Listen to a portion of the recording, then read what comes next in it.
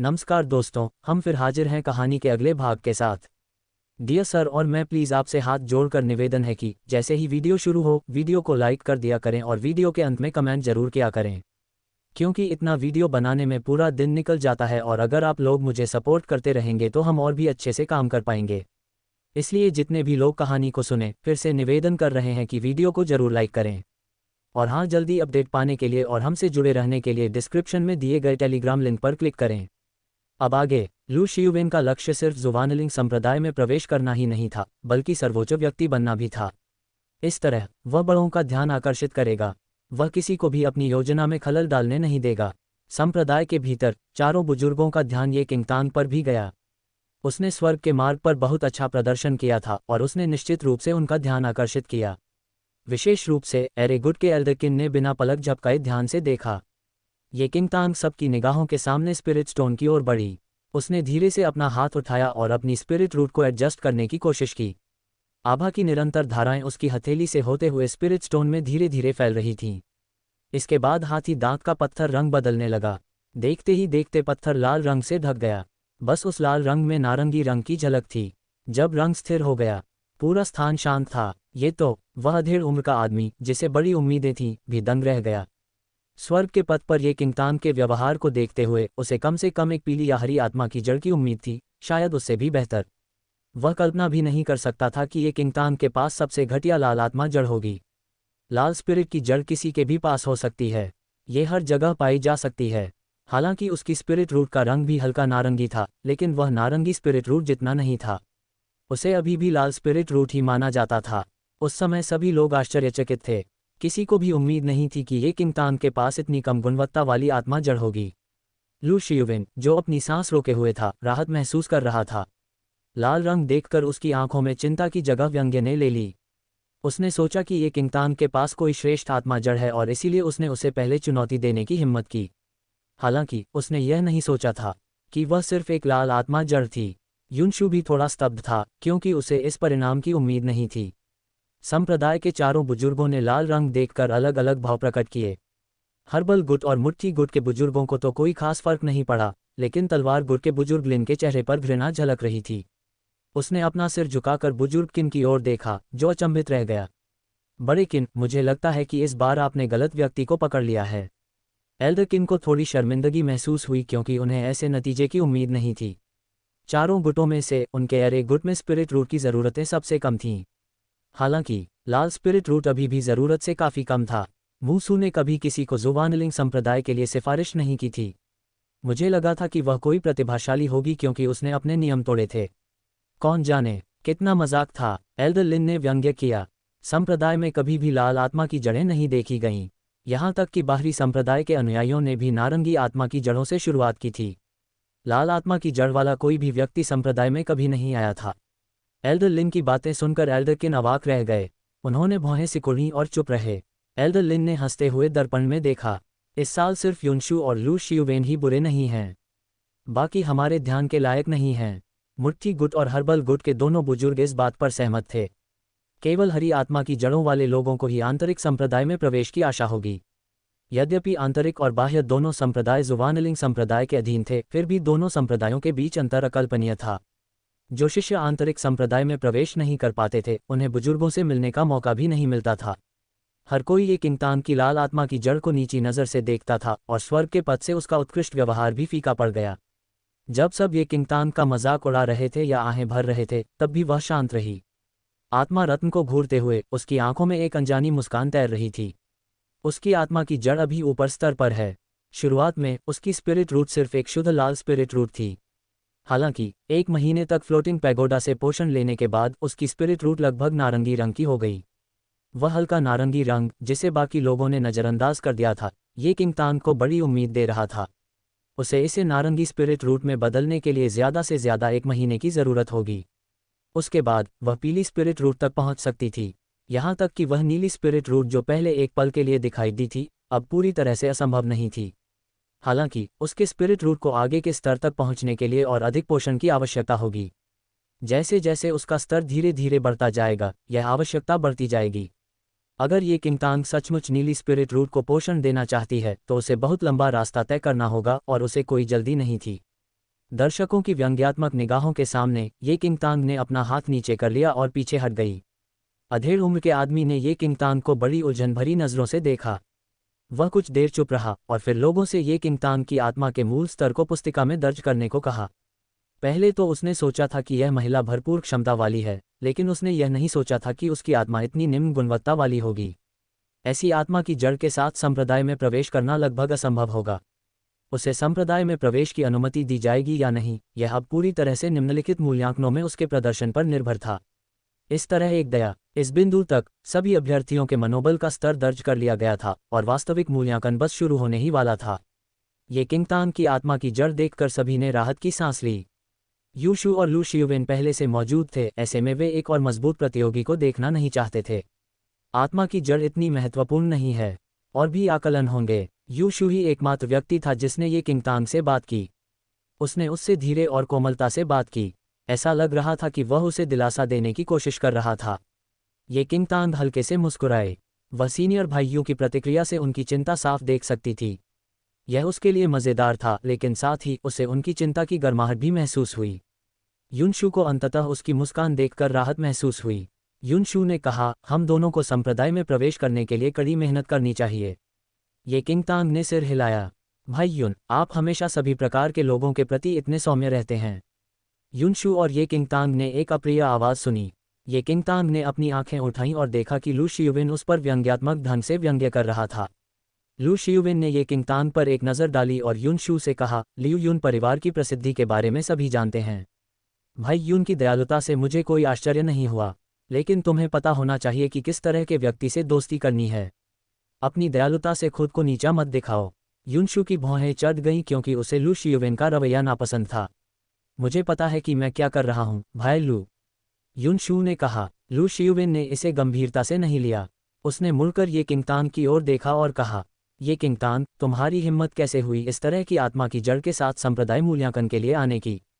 अगर तुम भी संप्रदाय में प्रवेश कर सकती हो तो क्या हम बाकी लोग बेकार नहीं हो जाएंगे? लू शियुवेन ने ये किंगतांग के प्रति अपनी दुश्मनी छिपाने की जहमत नहीं उठाई। उसे पूरा यकीन था कि उसके पास संप्रदाय में आने का कोई रास्ता नहीं है। वह उसे आसानी से जाने नहीं देगा। युनशु का चेहरा उदास हो गया और वह ये किंगतांग के लिए बोलना चाहता था। ये किंगतांग अचानक आगे बढ़ा और युनशु के ऐसा करने से पहले ही लू शियुवेन पर हमला कर दिया। लू शियुवेन, याद रखो तुमने अभी क्या कहा था। वह जल्द ही उसे समझा देगी कि वास्तव में कौन बेकार है। मैं इसे ज़रूर याद रखूंगा। लू शियुवेन ने ठंडी मुस्कान दी। असली मूल्यांकन आत्मा की जड़ की परीक्षा के बाद शुरू हुआ। लोगों ने जिस उल्टे क्रम में स्वर्ग का मार्ग पूरा किया, उसके आधार पर यह किंगतांग जाने वाला आखिरी व्यक्ति होगा। मूल्यांकन का प्रभारी अधेड़ उम्र का व्यक्ति सभी को आंगन के बाहर एक जगह ले गया। आंगन अनोखा था क्योंकि वह बादलों की परतों के ऊपर बना था।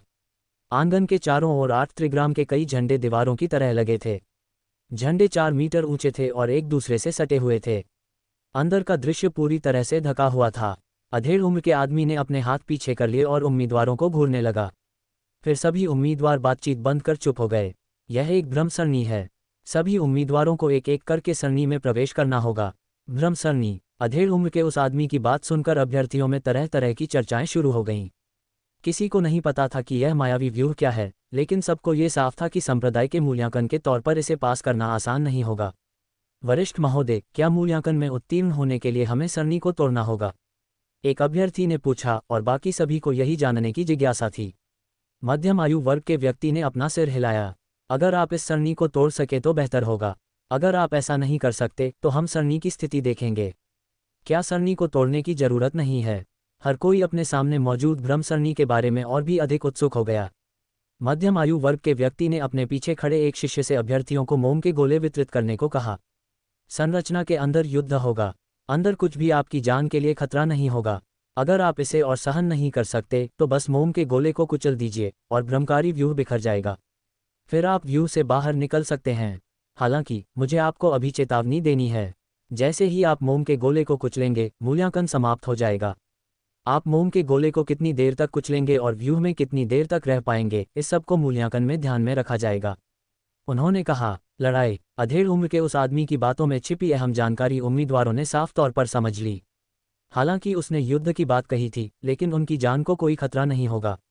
इसके अलावा पहले ही बताया जा चुका था कि उन्हें व्यू रचना तोड़ने की जरूरत नहीं है। ऐसा लग रहा था कि यह आकलन सिर्फ ये परखने के लिए था कि वे व्यूह रचना में कितनी देर टिक पाएंगे। नियमों को जानने के बाद सभी लोग उतने घबराए हुए नहीं थे। भले ही वे सरनी को तोड़ ना पाएं, उन्हें बस सरनी में और समय बिताने की जरूरत थी। यह ज्यादा मुश्किल नहीं होगा। स्वर्ग के मार्ग को पूरा करने वाले लोगों के उल्टे क्रम के आधार पर एक युवा व्यक्ति ब्रह्म सरनी में प्रवेश करने वाला पहला व्यक्ति होगा। वह युवक लगभग 18-19 साल का था। वह लंबा चौड़ा था और उसके पास नारंगी रंग की स्पिरिट जड़ थी। स्वर्ग के मार्ग पर उसने बहुत अच्छा प्रदर्शन नहीं किया था, इसलिए अब वह इस दल में कुछ ध्यान आकर्षित करने के लिए पूरी तरह तैयार था। क्या आप सेना में शामिल होने के लिए तैयार हैं? अधेड़ उम्र के व्यक्ति ने उत्साहित युवक की ओर देखा और गहरी आवाज में पूछा। युवक ने बिना किसी हिचकिचाहट के सिर हिला दिया। अधेड़ उम्र के आदमी ने हाथ उठाया और 8 त्रिग्राम झंडों के बीच से एक रास्ता निकला। रास्ता पूरी तरह कोहरे से ढका हुआ था और अंदर का नज़ारा कोई साफ नहीं देख पा रहा था। प्रवेश करो, आदेश दिया गया। फिर युवक ब्रह्म समूह की ओर चल पड़ा। कोहरे में कदम रखते ही उसका विशाल शरीर दृष्टि से ओझल हो गया। 8 त्रिग्राम ध्वज वापस इकट्ठे हो गए और पूरे समूह को घेर लिया। मुझे लगता है कि वह युवक काफी देर तक अंदर रहेगा। जितनी देर अंदर रहोगे उतना ही अच्छा है। अगर तुम घेरा नहीं तोड़ पाओगे तो भी अंदर काफी समय बिता सकते हो, एक उम्मीदवार ने धीरे से कहा। ये सच है, हम में से सैकड़ों लोगों का आकलन करने में कम से कम 2-3 दिन लगेंगे। ये किंगतांग एक कोने में खड़ी होकर बाकी उम्मीदवारों को गौर से देख रही थी। जब उसने देखा कि बाकी लोग भ्रम की स्थिति में राहत महसूस कर रहे हैं तो वह हल्की सी मुस्कुराई। संप्रदाय मूल्यांकन पास करना कब आसान था। जब सभी ने सोचा कि उन्हें कम से कम आधे दिन तक इंतजार करना पड़ेगा तो अचानक भ्रम समूह से एक भयंकर गर्जना हुई। ऐसा लग रहा था कि गर्जना से नीचे बादलों की परतें कांपने लगी हों। दोनों ध्वनियों ने बिजली की चमक की तरह सभी को प्रभावित किया। पहले शांत रहने वाले लोगों के रोंगटे खड़े हो गए। वह क्या था? भ्रम सरणी में क्या है? जानवर की दहाड़ती आवाज लगातार उनके कानों में गूंज रही थी। इसने सबकी शांति को पूरी तरह से भंग कर दिया था। एक असाधारण राक्षसी पशु से इतनी गहरी दहाड़ तो निकलनी ही थी। क्या कोई शक्तिशाली राक्षसी पशु मायावी व्यूह को थामे हुए था? अचानक सभी का अच्छा मूड गायब हो गया। अगले ही पल नीले कोहरे की एक धारा धीरे धीरे भ्रमकारी व्यूह से बाहर निकली। 8 त्रिग्राम झंडों से तुरंत एक रास्ता निकला और एक आदमी घबराकर व्यूह से बाहर भाग गया। वह युवक जो कुछ ही देर पहले ही मैदान में आया था अब पीला पड़ गया था और उसे बहुत पसीना आ रहा था। मैदान में आने से पहले जो शांति थी वह अब गायब हो चुकी थी और अब उसके चेहरे पर बस कुछ खरोंच के निशान बचे थे। किसी को नहीं पता था कि अभी अभी उसे क्या मिला था। हालांकि अभी अभी उसकी प्रतिक्रिया ने वहां मौजूद सभी लोगों को सचमुच चौंका दिया। हालांकि इस युवक के पास नारंगी रंग की स्पिरिट की जड़ थी, फिर भी उसे इतना कमजोर नहीं होना चाहिए था। वह कुछ ही पलों के लिए व्यूह में रहा और फिर बाहर आ गया। अगला, अधेड़ उम्र के आदमी ने युवक पर एक नज़र डाली और आदेश दिया। दूसरा उम्मीदवार कांप उठा। पिछले उम्मीदवार की प्रतिक्रिया से वह पूरी तरह स्तब्ध रह गया। हालांकि उसके पास कतार में आगे बढ़ने के अलावा कोई विकल्प नहीं था। दूसरे उम्मीदवार के पंक्ति में आने के बाद सभी लोग कुछ गहरे विचार में डूब गए। उन्होंने अवचेतन रूप से पहले उम्मीदवार की ओर देखा। युवक अभी भी घबराया हुआ और परेशान था। अब हर कोई जानता था कि स्थिति क्या थी और किसी ने उससे यह नहीं पूछा कि उसे व्यूह रचना में क्या सामना करना पड़ा। संप्रदाय मूल्यांकन के नियमों के अनुसार उम्मीदवारों को ऐसी जानकारी देने की अनुमति नहीं थी। इसके अलावा उम्मीदवारों के बीच होने वाली प्रतिस्पर्धा के कारण पूछने पर भी उम्मीदवार कोई जवाब नहीं देते थे। इस बार जो उम्मीदवार व्यूह में घुसा वह तुरंत भाग नहीं पाया। हालांकि जानवर की दहाड़ एक के बाद एक बढ़ती गई। जल्द ही नीले कोहरे की एक लकीर दिखाई दी और ये दूसरे उम्मीदवार के मूल्यांकन के अंत का प्रतिनिधित्व करती थी। यद्यपि वह पहले उम्मीदवार की तुलना में थोड़ा अधिक समय तक टिके रहे, फिर भी उनकी अवधि चिंताजनक रूप से कम थी। इस गति के आधार पर उन्हें यहां मौजूद सैकड़ों अभ्यर्थियों का मूल्यांकन करने में आधे दिन से भी कम समय लगेगा। अगले कुछ उम्मीदवार जो कतार में आए वे ज्यादा देर तक नहीं टिक पाए। सभी के चेहरे पीले पड़ गए थे, मानो उन्होंने कुछ भयानक देख लिया हो। जो अभ्यर्थी अभी भी प्रतीक्षा कर रहे थे वे लगभग टूट चुके थे। उन्हें लगा कि अगर वे काफी देर तक इस कतार में टिके रहे तो वे परीक्षा पास कर लेंगे। किसे पता था कि चीजें उनकी कल्पना से कहीं ज्यादा जटिल थीं। आधे से ज्यादा उम्मीदवारों ने आधे दिन से भी कम समय में मूल्यांकन पूरा कर लिया था। अब अगला नंबर लू शियुवेन का था। उसने गहरी सांस ली और व्यूह के सामने खड़ा हो गया। उसने आंखें मूंद लीं जैसे जैसे व्यूह धीरे धीरे रास्ता खोलता गया। आखिरकार वह अंदर चला गया। बादलों और कोहरे के बीच लू शियुवेन को अपने सामने कुछ भी साफ दिखाई नहीं दे रहा था। वह कुछ कदम आगे बढ़ा और कोहरा अचानक छट गया। उसने खुद को एक जंगल में खड़ा देखा और दो लाल आंखें शाखाओं के बीच से उसे घूर रही थीं। अगले ही पल एक विशालकाय जानवर जंगल से बाहर निकला। ये 5 मीटर ऊंचा 5वीं श्रेणी का एक राक्षसी जानवर था। उसका शरीर पूरी तरह से काला था और उसके दांत रोशनी में चमक रहे थे। उसकी जानलेवा लाल आंखें लू शियुविन को घूर रही थीं, जो उस जानवर के सामने अकेला जीवित प्राणी था। लू शियुविन उस राक्षसी जानवर को देखकर घबरा गया। 5वें स्तर का राक्षसी जानवर ऐसी चीज नहीं थी जिसे अभ्यर्थी संभाल सके, क्योंकि उन्होंने कोई प्रशिक्षण नहीं लिया था। क्या हुआ? एक संप्रदाय का मूल्यांकन इतना मुश्किल कैसे हो सकता है? लू शियुविन ने भौहें चढ़ाईं। वह जानवर को पीटना भी नहीं चाहता था। अगर वह उससे बच निकलता तो वह खुशी से जश्न मनाता। जब लू शियुविन विचार कर रहा था तो वह जानवर गुस्से से दहाड़ा। उसका विशाल शरीर उसकी ओर उड़ चला। लू शियुविन ने मोम की गेंद को और कसकर पकड़ लिया, लेकिन फिर उसे याद आया कि उस अधेड़ उम्र के आदमी ने उनसे क्या कहा था, अंदर की कोई भी चीज़ आपके जीवन के लिए खतरा नहीं होगी। उसके मन में एक विचार आया और उसने मोम के गोले को कुचलने का मौका छोड़ दिया।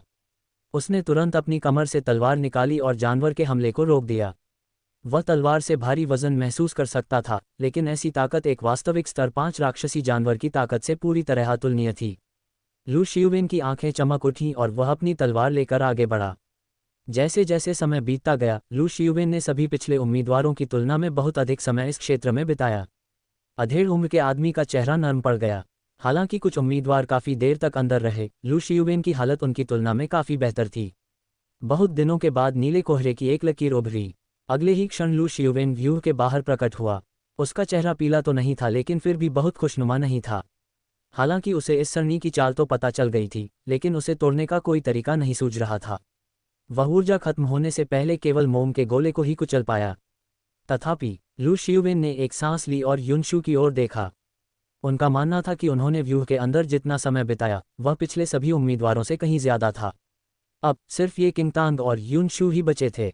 लू शियुविन ने ये किंगतांग की परवाह नहीं की, जिसके पास सिर्फ एक लाल आत्मा की जड़ थी।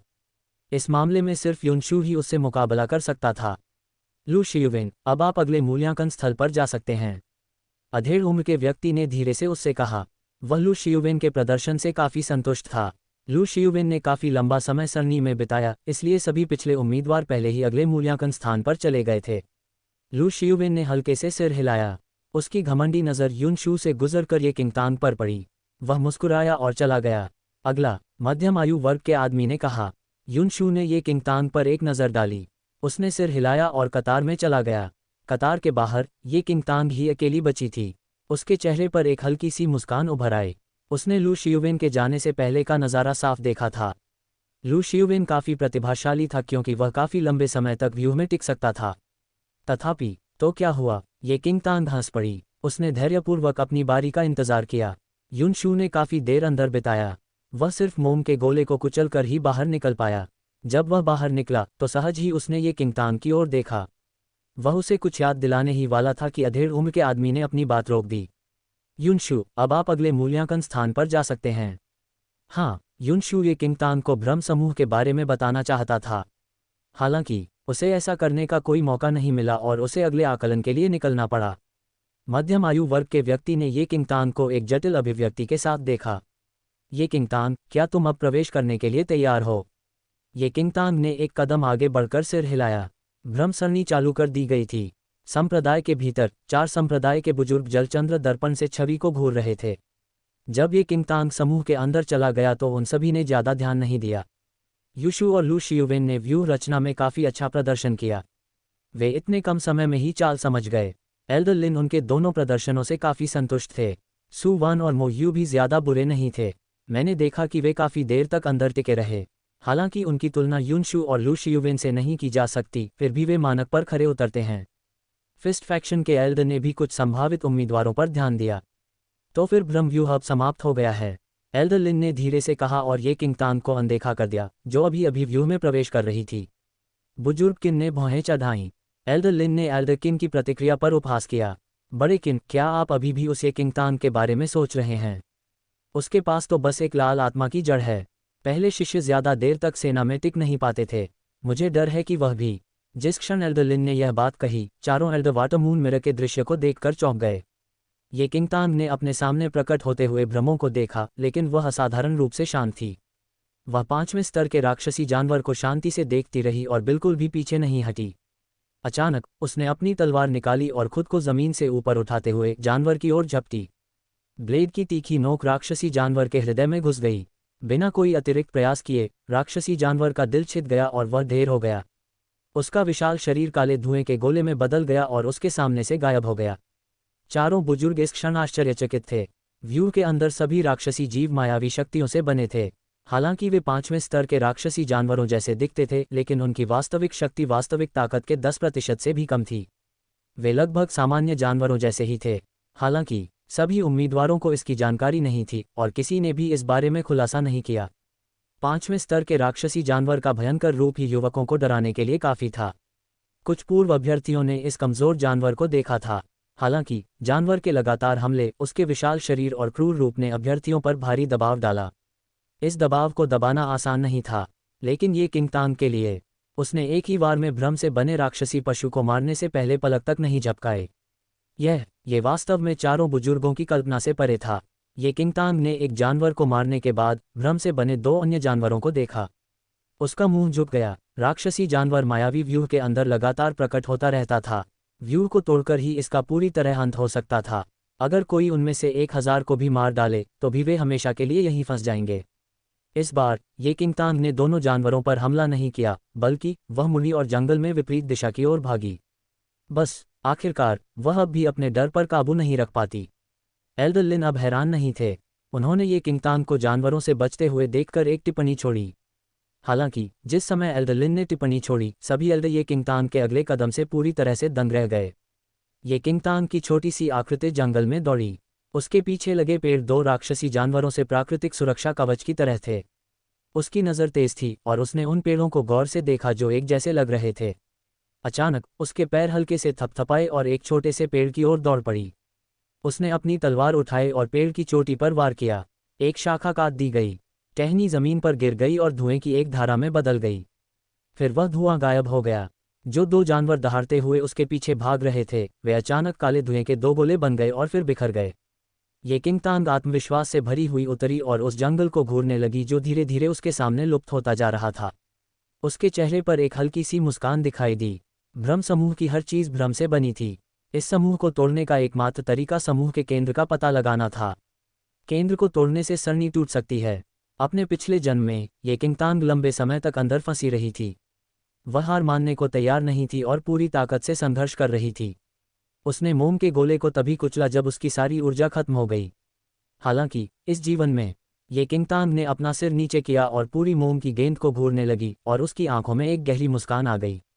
इल्यूशन एरे सामान्य अभ्यर्थियों के लिए बहुत कठिन था। एरे का केंद्र पेड़ों के बीच छिपा हुआ था जो बिल्कुल एक जैसे दिखते थे। सामान्य लोग इसे पहचान नहीं पाते। तथापि अपने पिछले जीवन में जब वह जुवानलिंग संप्रदाय में थी तो उसने कितनी बार भ्रम की व्यूह रचना में प्रवेश किया था, इसकी गिनती वह भूल चुकी थी। वह सरणी में सब कुछ स्पष्ट रूप से याद कर सकती थी। पूरा जंगल अब धुएं की परतों में बिखर रहा था। ये किंगतांग ने देखा कि जिस रास्ते से वह आई थी वह फिर से खुल गया था। वह धीरे धीरे बाहर निकलने की ओर चल पड़ी। बाहर पहरा दे रहा अधेड़ उम्र का आदमी उस युवती को हैरानी से घूर रहा था। कोहरे में वह छोटी सी आकृति बहुत ही आकर्षक लग रही थी। उसने सरणी तोड़ दी। मध्यम आयु वर्ग का व्यक्ति पूरी तरह से स्तब्ध रह गया। मायावी व्यूह पहला संप्रदाय मूल्यांकन था। पिछले हजारों सालों में केवल 3 से 5 लोग ही ऐसा कर पाए थे। वे कुछ लोग अत्यंत प्रतिभाशाली थे और व्यूह के कुलों में जन्मे थे। यही कारण था कि वे व्यूह को तोड़ पाए। उन कुछ लोगों ने इस सरणी को तोड़ने में कम से कम आधा दिन लगाया और कुछ ने तो 1 या 2 दिन भी लगा दिए। ये किंगतांग के प्रवेश करने के बाद से कितना समय बीत चुका था। ये समय उसके लिए सरणी में दृश्यों को देखने के लिए भी पर्याप्त नहीं था। वह सरणी कैसे तोड़ सकती थी? अधेड़ उम्र का आदमी कोई जवाब नहीं दे सका और वह आश्चर्यचकित रह गया। मैंने सरणी तोड़ दी है। क्या मैं अब अगले मूल्यांकन स्थान पर जा सकता हूँ? ये किंगतांग शांति से बाहर निकली और स्तब्ध अधेड़ उम्र के व्यक्ति की ओर देखा।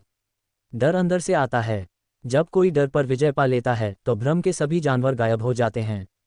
अधेड़ उम्र के आदमी ने खुद को हैरानी से बाहर निकाला।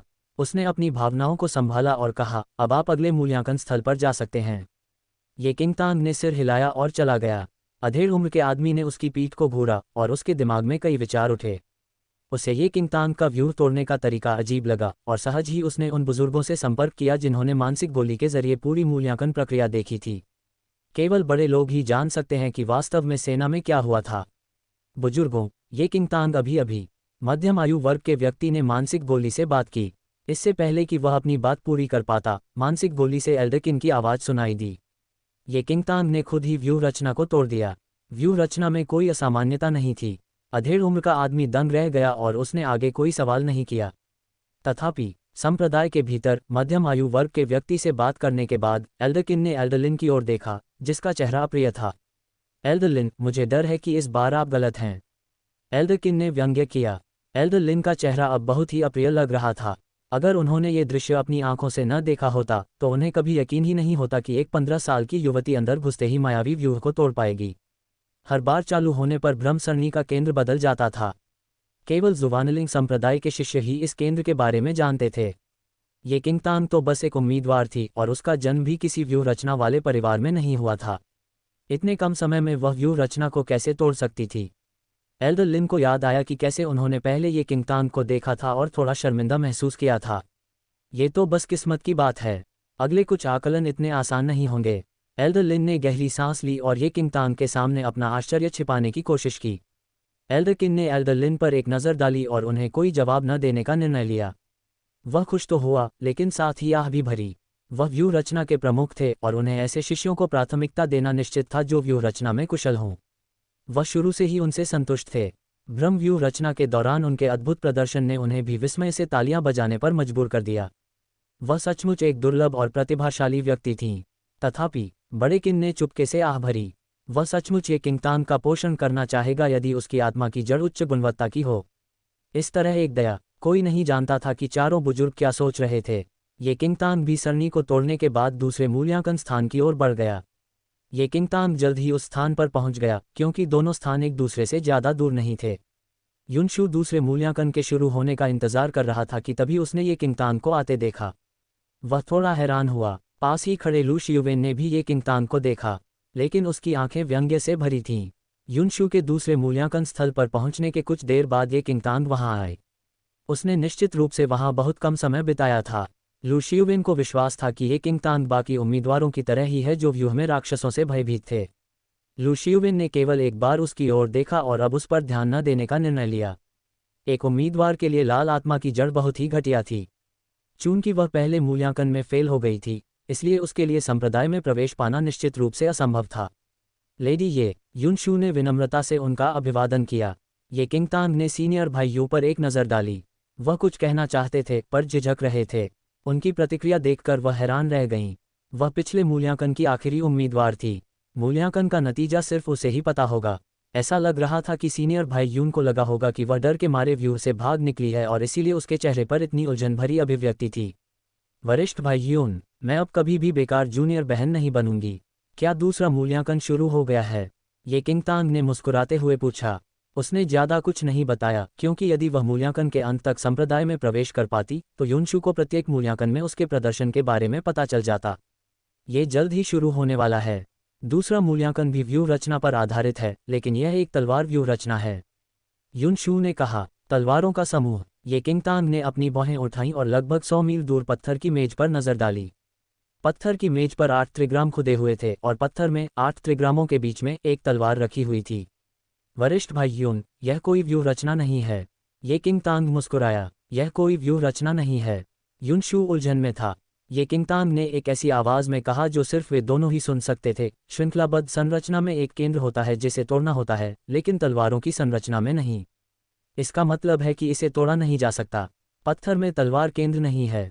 युनशु व्यूह रचना से परिचित नहीं था। ये सच नहीं है। ये किंगतांग ने अपना सिर हिलाया और मुस्कुराए। मध्यम आयु वर्ग का व्यक्ति उस स्थान पर पहुंचा जब ये किंगतांग युनशु के साथ बातचीत कर रहा था। तलवारों की कतार यह परखेगी कि तुम अंदर कितनी देर टिक सकते हो। अधेड़ उम्र के आदमी ने भावशून्य होकर अपना मुंह खोला। ये बिना किसी संकेत के एक और साधारण परिचय था। सभी अभ्यर्थी नियमों को लेकर उलझन में थे। अभी अभी जो अप्रत्याशित भ्रम की स्थिति बनी थी उससे वे पूरी तरह भ्रमित थे। वे मूल्यांकन के तरीके बिल्कुल नहीं समझ पा रहे थे। पुनः अवधि पर परीक्षण। क्या इस बार कोई राक्षसी जानवर होगा? इस बार का मानक तलवारबाजी में आपकी स्थिति से तय होगा। अब आप अकेले हार नहीं मान सकते। अगर आपको तलवारबाजी से चोट लगी तो आपका मूल्यांकन समाप्त हो जाएगा। अधेड़ उम्र का आदमी एक तरफ गया और बोला, सरनी से चोट लगी है। अभ्यर्थियों ने महत्वपूर्ण जानकारी हासिल कर ली।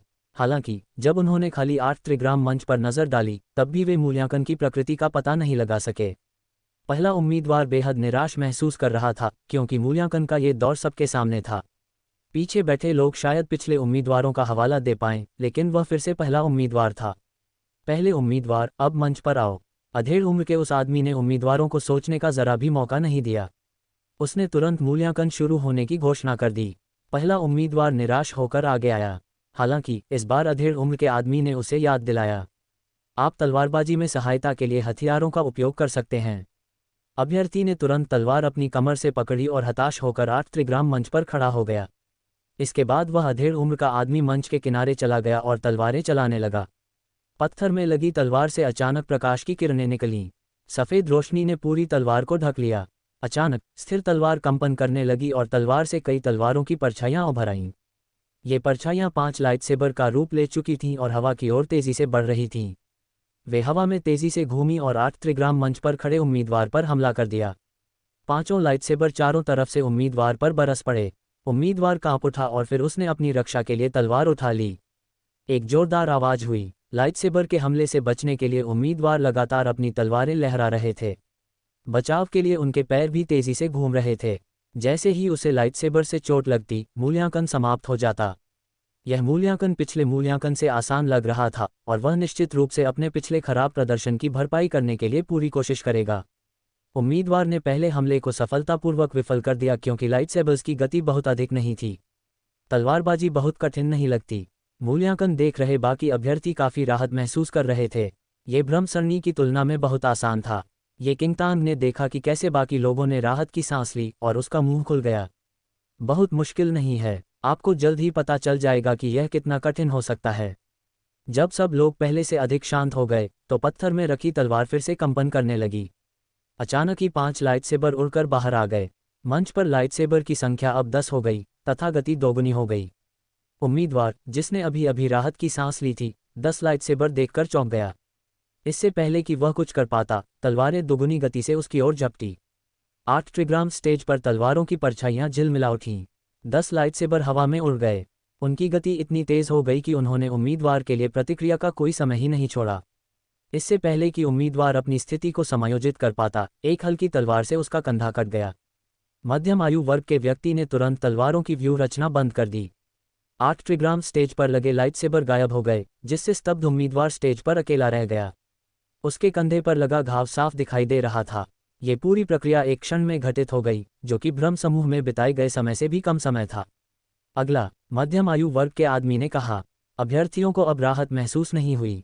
पहले वे मायावी व्यूह को लेकर घबराए हुए थे क्योंकि वे अंदर का दृश्य नहीं देख पा रहे थे। हालांकि अंदर का दृश्य भयावह था, फिर भी कुछ बहादुर लोग राक्षसी जानवरों से लड़ने में सक्षम थे। अगर वे ऐसा नहीं कर पाते तो भी वे व्यूह में इधर उधर दौड़कर कुछ समय कमा सकते थे। पर अब ऐसा लग रहा था जैसे हर किसी के दिल पर एक भारी पत्थर दबा हुआ है। तलवारबाजी में आराम करने का बिल्कुल भी समय नहीं था। यद्यपि 8 त्रिग्राम्स मंच का आकार कम से कम 100 वर्ग मीटर था, फिर भी इतने सारे लाइटसेबर्स के एक साथ हमले के तहत वे कहाँ भाग सकते थे। इससे भी ज़्यादा निराशाजनक बात यह थी कि अगर वे एक हमले को रोक भी पाते तो अगले दौर में उनकी संख्या दोगुनी हो जाती। बीच के समय में उन्हें ज़्यादा से ज़्यादा एक सांस लेने का ही मौका मिलता। अब किसी को राहत महसूस नहीं हुई। दूसरे उम्मीदवार के पास मंच पर जाने के अलावा कोई विकल्प नहीं था। अब सभी का मन भारी था और वे अपनी मनस्थिति को संभालने की कोशिश कर रहे थे। लू शियुविन ने जब देखा कि बाकी लोगों ने कैसी प्रतिक्रिया व्यक्त की तो वह शांत हो गया। वह बहुत प्रतिभाशाली था क्योंकि उसने बहुत कम उम्र में ही अपने गुरु के साथ साधना की थी। वह निश्चित रूप से बाकियों से ज़्यादा कुशल था और तलवारबाजी पर उसका ज़्यादा भरोसा था। तथापि जैसे जैसे अधिक उम्मीदवार तलवारबाजी में आगे बढ़ते गए, लू शियुविन की शांति धीरे धीरे कम होती गई। पहले चरण में 5 लाइटसेबर थे, दूसरे में 10 और तीसरे में 20। हर बार यह संख्या दोगुनी हो गई। पिछले उम्मीदवार ज़्यादा से ज़्यादा तीसरे दौर की शुरुआत तक ही टिक पाए थे।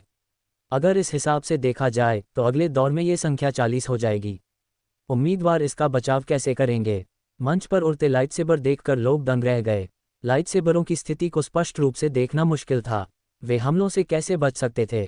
यह एक व्यक्ति की ताकत से 10 लोगों के खिलाफ लड़ने जैसा था। तलवारों की व्यूह रचना में भ्रम रचना से कम समय लगा।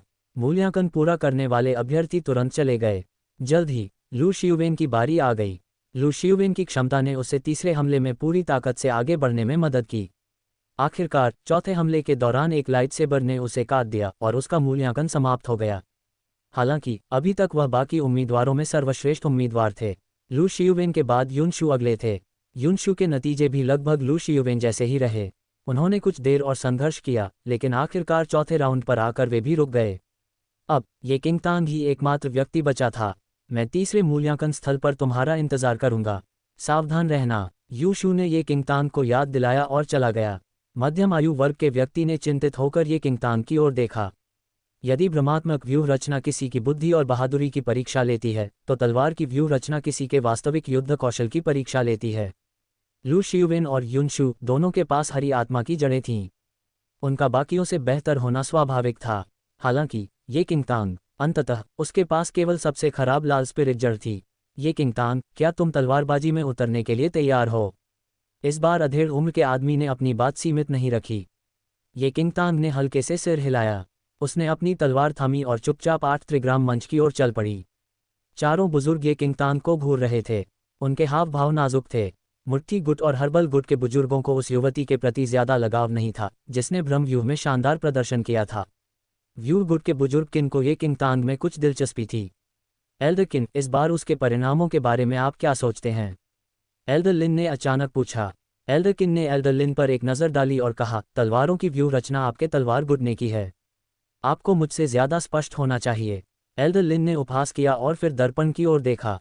तलवारबाजी किसी भी उम्मीदवार के युद्ध कौशल की परीक्षा लेती है। मैंने कभी किसी को लाल आत्मा जड़ के साथ 8 त्रिग्राम मंच पर कदम रखते नहीं देखा।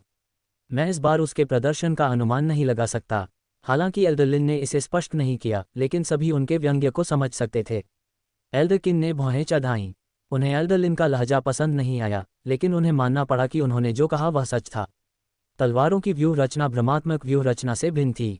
व्यवहारिक युद्ध कौशल के बिना कोई व्यक्ति ज्यादा देर तक नहीं टिक सकता था, भले ही उसे व्यूह रचना में महारत हासिल हो। ये किंगतांग की आत्मा जड़। बुजुर्ग किन ने आह भरी। ये किंगतांग 8 त्रिग्राम मंच पर स्थिर खड़ा था। मध्यम आयु वर्ग के व्यक्ति ने तलवारें चालू कर दी क्योंकि उसने देखा कि ये किंगतांग तैयार थी। अगले ही पल पत्थर में छिपी तलवार रोशनी से घिर गई। वह हल्की सी कंपन हुई और पत्थर से लाइटसेबर फूट पड़े। जब ये किंगतांग ने गहरी सांस ली और लाइटसेबर से लड़ने के लिए तैयार हुई, तो पत्थर में तलवार पर प्रकाश अचानक बदल गया। सफ़ेद रोशनी की जगह खूनी लाल रंग ने ले ली। अगले ही पल पत्थर में लगी तलवार की तेज और चुभने वाली आवाज़ हुई। वह जोर से कंपन करने लगी और अनगिनत हल्की परछाइयां दिखाई देने लगीं। पत्थर में तलवार के परिवर्तन को देखकर अधेड़ उम्र के व्यक्ति का चेहरा घूम गया। क्या हुआ? पत्थर में तलवार में अचानक परिवर्तन क्यों हुआ? उसके भीतर एक अशुभ भावना घर कर गई। तलवारों की व्यूह रचना चालू होने पर केवल सफ़ेद प्रकाश ही निकलना चाहिए। प्रकाश अचानक लाल कैसे हो सकता है? अधेड़ उम्र के आदमी को लगा कि कुछ गड़बड़ है। फिर उसने तलवारों की कतार को अस्थायी रूप से बंद करना चाहा, लेकिन बटन के जोरदार जोर से उसका हाथ वापस लौट गया। एक बार फिर आसमान में एक तीखी आवाज़ गूंजी। एक पल के अंदर पत्थर में छिपी तलवार, जो सही रोशनी से घिरी हुई थी, अचानक अनगिनत लाल लाइटसेबर छोड़ गई। रक्त से लाल लाइटसेबर लाल बारिश की तरह आकाश में उड़े और पूरे आकाश को ढक लिया। प्रकाश के परावर्तन के कारण संपूर्ण 8 त्रिग्राम मंच लाल हो गया था। ये किंगतांग को थोड़ी बेचैनी महसूस हुई क्योंकि वह आश्चर्य से अपने सिर के ऊपर की चमकदार रोशनी को देख रही थी। अपने पिछले जन्म के मूल्यांकन में वह तलवारबाजी से गुजरी थी। हालांकि अपने पिछले जन्म में दूसरे दौर की शुरुआत में उसे लाइटसेबर से काट दिया गया था। ये किंगतांग ने अपने पिछले जीवन में जुवानलिंग संप्रदाय में एक लंबा समय बिताया था, लेकिन उसने कभी नहीं सुना था कि पत्थर में तलवार लाल रोशनी विकीर्ण करेगी। वह कल्पना भी नहीं कर सकती थी कि तलवारों की पहली कतार में 100 से अधिक लाइटसेबर होंगे। यहाँ तक कि पुनर्जन्म लेने वाली ये किंगतांग भी तलवारों की विविधता देखकर हैरान रह गई। तथापि इससे पहले कि वह समझ पाती कि वास्तव में क्या हुआ, उसके सिर के ऊपर लगे सैकड़ों लाइटसेबर अचानक बारिश की बूंदों की तरह 8 त्रिग्राम स्टेज की ओर टूट पड़े। ये तो बुरा है। संप्रदाय के भीतर तलवारबाजी का मूल्यांकन देख रहे 4 गुट के बुजुर्ग अचानक लाल बत्ती देखकर उठ खड़े हुए। उनके चेहरों पर सदमे के भाव उभर आए। क्या हो रहा है? तलवारों की कतार में अचानक इतना बदलाव क्यों आ गया? बड़े किन का चेहरा बेहद भद्दा था। लाल रोशनी से भरा आसमान बारिश की बूंदों की तरह जमीन पर इतनी तेज गति से गिर रहा था कि उसे पकड़ना नामुमकिन था। इतने बड़े हमले में एक छोटी बच्ची भी उसे रोक नहीं पाएगी, चाहे वह जन्मजात प्रतिभाशाली ही क्यों न हो। इसी तरह एल्डर लिन के चेहरे पर भी हैरानी का भाव था। तलवारों की यह व्यवस्था जुवानलिंग संप्रदाय के प्रवेश मूल्यांकन का पहला खंड थी और सैकड़ों वर्षों से बिना किसी त्रुटि के प्रयोग में आ रही थी। लेकिन तभी उसकी आंखों के सामने एक असामान्य घटना घटी। सामान्य मूल्यांकन के लिए तलवारों की व्यूह रचना बहुत कमज़ोर हो चुकी थी और अगर अभ्यर्थियों को चोटें भी आईं तो वे केवल मामूली खरोंचें थीं। तलवारों की व्यूह रचना निश्चित रूप से उनकी जान नहीं लेगी। हालांकि उनकी आंखों के सामने लाइट सेबर सिर्फ दुश्मनों से लड़ते समय ही लाल हो जाते थे। अब तलवारों का जमावड़ा वो तलवारों का जमावड़ा नहीं रहा जो उम्मीदवारों ने पहले देखा था। ये तो असली मारक तलवारों का जमावड़ा था। अगर किसी पर हमला होता तो उसकी जान जरूर जाती। एक पल के लिए एल्डरलिन का चेहरा भी काला पड़ गया। हालांकि उन्हें एल्डरकिन का ये किंगतान के बारे में इतना अच्छा सोचना पसंद नहीं था, लेकिन वे नहीं चाहते थे कि इस पल तलवारबाजी में कोई गड़बड़ी हो। तलवार गुट इस तलवार सरनी तैयार करने के लिए जिम्मेदार था। एल्डरलिन, आखिर क्या हो रहा है? एल्डरविन ने भौहें सिकोड़ते हुए पूछा। एल्डरलिन का चेहरा बहुत भद्दा था। एल्डरकिन को और कुछ बताए बिना उन्होंने सीधे मानसिक गोली उठाई और 8 त्रिग्राम चरण के पास खड़े अधेड़ उम्र के आदमी को आदेश दिया। तलवारों की व्यूहरचना तुरंत बंद करो। यदि वे इससे भी देर से आते तो ये किंगतांग 8 त्रिग्राम चरण पर अपनी जान गंवा सकती थी। समाचार पाकर अष्ट त्रिग्राम मंच के पास खड़ा अधेड़ उम्र का व्यक्ति बहुत चिंतित हो गया। उसने तलवारों की व्यूह रचना को फिर से बंद करने की कोशिश की, लेकिन एक बार फिर बल ने उसे पीछे धकेल दिया। एल्डरलिन, ये तलवारों का समूह बंद नहीं किया जा सकता, मध्यम आयु वर्ग के व्यक्ति ने जल्दी से कहा। एल्डरलिन का चेहरा और भी काला पड़ गया। तलवार सरनी बंद नहीं किया जा सकता है? ये कैसे हो सकता है? जब हर कोई तलवार की व्यूह रचना में अचानक हुए परिवर्तन से आश्चर्यचकित था, तब ये किंगतांग, जो 8 त्रिग्राम चरण पर खड़ी थी, को अपने पुनर्जन्म के बाद पहली बार संकट का सामना करना पड़ा। लाइट सेबर एक के बाद एक बिजली की गति से नीचे गिर रहे थे। ये किंगतांग को पत्थर में लगी तलवार से लगातार एक प्रबल, दबंग शक्ति का प्रवाह महसूस हो रहा था। उसे किसी और चीज़ की परवाह नहीं थी और वह बस जितनी जल्दी हो सके अपनी तलवार उठा सकती थी। अपनी कलाई को तेजी से हिलाकर उसने कई वार किए और तलवार से एक घेरा बना दिया। तेजी से घूमते हुए मानो तलवार की वह चमक एक चांदी की ढाल बन गई हो जो उसकी ओर उड़ रहे सभी लाइटसेबर को परावर्तित कर रही हो। अचानक एक जोरदार आवाज़ हुई। नीचे उतरते हुए लाइटसेबर उन पर टकराए जो दूर जा गिरे थे, जिससे 8 त्रिग्राम मंच के ऊपर का आकाश लाल सागर में बदल गया। टकराने की आवाज़ किसी विशाल चट्टान के फटने जैसी तेज थी। ये किंगतांग ने चतुराई से कदम पीछे खींचे, जो तेज तो थे लेकिन व्यवस्थित, तेज और स्थिर भी। हाथों में नाचती तलवार लिए उसने लाइटसेबर की बौछार को रोक दिया। ये सब बातें चारों गुट के बुजुर्गों की नज़र में आ गईं। तलवारों की व्यूह रचना में अचानक हुए परिवर्तन से मूल रूप से वे स्तब्ध थे, लेकिन ये किंगतांग की हरकतें देखकर वे पूरी तरह से स्तब्ध रह गए। इस लड़की ने सचमुच उन्हें ब्लॉक कर दिया। एल्डरकिन की आंखें अचानक चौड़ी हो गईं। जो उन्होंने देखा उस पर उन्हें पूरी तरह से अविश्वास हो गया। पूर्ण घातक तलवारों की व्यूह रचना लाखों शत्रुओं को परास्त कर सकती है। इसे वह उम्मीदवार कैसे रोक सकता है जिसने संप्रदाय में प्रवेश भी नहीं किया है? यहाँ तक कि एल्डरलिन की आंखें भी आश्चर्य से भरी थीं। तलवार गुट के एक बुजुर्ग होने के नाते तलवारों की व्यूह रचना की ताकत को उससे ज़्यादा अच्छी तरह से कोई नहीं जानता था। हालांकि तलवारों की व्यूह रचना अभी शुरुआती दौर में ही थी, लेकिन वह पहले से ही बेहद भयंकर थी। उसने शुरू में सोचा था कि ये किंगतांग पहले ही हमले में अपनी जान गंवा देगी, लेकिन चीजें उसकी उम्मीदों से बिल्कुल परे थीं। यह चांद पर 7 सितारों का पदचिह्न है। मुट्ठी गुट के एक बुजुर्ग ने ये किंगतांग के तेजी से बढ़ते कदमों को गौर से देखा। उसके पैर असामान्य रूप से फुर्तीले थे और यद्यपि उनकी गतिविधियां अव्यवस्थित प्रतीत होती थीं, लेकिन वास्तव में वे एक पैटर्न का पालन करते थे। चांद पर 7 तारे, क्या यह उस व्यक्ति से सीखने लायक बातें नहीं हैं? एल्डरकिन ने आश्चर्य से पूछा। मुट्ठी गुट के बुजुर्ग ने थोड़ा भौहें चढ़ाईं और करीब से देखा। लगता तो ऐसा ही है, लेकिन ये थोड़ा अलग है। मैंने चांद पर 7 सितारों के पदचिह्नों वाले स्क्रॉल के टुकड़े संयोग से सिर्फ एक बार देखे थे और मैं इसकी पुष्टि नहीं कर सकता। इसके अलावा वह भगवान काफ़ी समय पहले ही गायब हो चुके थे। उस बड़े युद्ध के बाद से ये पता नहीं चल पाया है कि वह अब जीवित हैं या नहीं। अभी इन पर विचार करने का समय नहीं है। हमले की पहली लहर जल्द ही समाप्त होने वाली है। अगर तलवारों की व्यूह रचना को अभी भी बंद नहीं किया जा सका तो पूर्ण घातक तलवारों की व्यूह रचना में हमले की दूसरी लहर सीधे लाखों लाइटसेबर दाग देगी। यहाँ तक कि 8 त्रिग्राम चरण भी नष्ट हो जाएंगे। ये किंगतांग तो क्या ही होगा। एल्डरकिन ने एक गहरी सांस ली और अपने बगल में एल्डरलिन की ओर देखने के लिए मुड़े। एल्डरलिन ने गहरी भौहें चढ़ाईं। तुरंत वह मुड़े और बाहर की ओर चल दिए। 8 त्रिग्राम चरण पर ये किंगतांग की सतर्कता चरम पर पहुंच गई थी। जैसे ही उसकी तेजी से घूमती कलाइयां उड़ते हुए लाइटसेबरों पर लगातार वार करने के लिए तलवार को थामे रहीं, वह पहले ही प्रभाव के बल से सुन्न हो चुकी थी। इस क्षण ये किंगतांग वास्तव में बिल्कुल भी नहीं हंस सका। तलवारों की जिस व्यूह रचना के बारे में उसने शुरू में सोचा था कि वह आसानी से पार कर लेगी, वह वास्तव में अचानक बदल गई। इस परिवर्तन ने ये किंग तांग को बहुत हैरान कर दिया और वह केवल उस पदचिह्न का उपयोग कर सकती थी जिसका उपयोग उसने अपने पिछले जीवन में अपनी जान बचाने के लिए किया था। ये किंग तांग को ये पदचिह्न संयोगवश पिछले जन्म में प्राप्त हुए थे। शुरू में तो उन्हें इसमें कुछ खास नहीं लगा था, लेकिन अभ्यास और निपुणता के बाद उन्हें इसका रहस्य पता चल गया। कहा जा सकता है कि पिछले जन्म में जब भी वह दुश्मनों से घिरी थी, इन पदचिह्नों ने ही उन्हें भागने में मदद की थी। मूल्यांकन में इसका उपयोग करने का उसका कोई इरादा नहीं था, लेकिन अब न चाहते हुए भी उसे इसका उपयोग करना पड़ा। जैसे ही ये किंग तांग ने सावधानीपूर्वक लाइटसेबर के हमले का मुकाबला किया, उसका दिमाग लगातार तलवार की व्यूह रचना में अचानक हुए बदलाव के बारे में सोच रहा था। अपने पिछले जन्म में जब उसने जुवानलिंग संप्रदाय में प्रवेश किया था, तब भी उसने तलवार श्रृंखला में प्रवेश किया था। तब भी कुछ असामान्य नहीं हुआ था और उसने पिछले वर्षों में तलवार श्रृंखला मूल्यांकन में किसी भी दुर्घटना के बारे में नहीं सुना था। कैसे, क्या हर बात इतिहास के पथ से भटक गई? ये हो सकता है। ये किंग तांग के दिमाग में अचानक एक चौंकाने वाला विचार आया। अपने पिछले जन्म में उसने कभी भी दानव देवता के हृदय की शक्ति का प्रयोग नहीं किया था, इसलिए चिंता की कोई बात नहीं थी। हालांकि अब उसके शरीर में आत्मा की जड़ दानव देवता के हृदय से बनी थी। भले ही ये किंग तांग दानव भगवान के दिल को छिपा सकता है और किसी और को इसकी खोज नहीं करने दे सकता है, तलवार की व्यूह रचना केवल किसी की आभा को महसूस करती है और किसी अन्य चीज से गुमराह नहीं होगी। ये हो सकता है। क्या तलवारों की यह श्रृंखला अचानक इतनी हिंसक हो गई क्योंकि उसने उसके शरीर में दानव देवता के हृदय को महसूस कर लिया था? यह विचार आते ही ये किंग तांग को पसीना आ गया।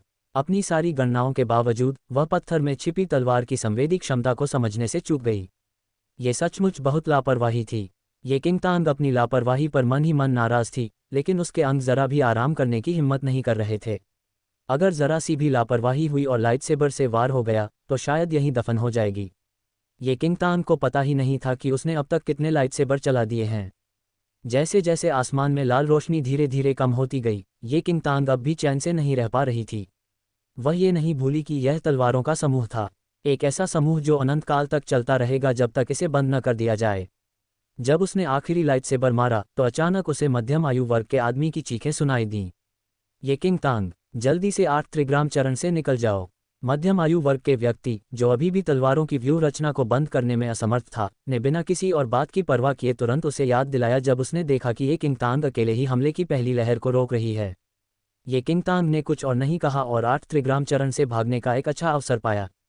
हालांकि जैसे ही उसके पैर की उंगलियां 8 त्रिग्राम चरण के किनारों पर पहुंची, 8 त्रिग्राम चरण के किनारों से एक लाल रोशनी निकली।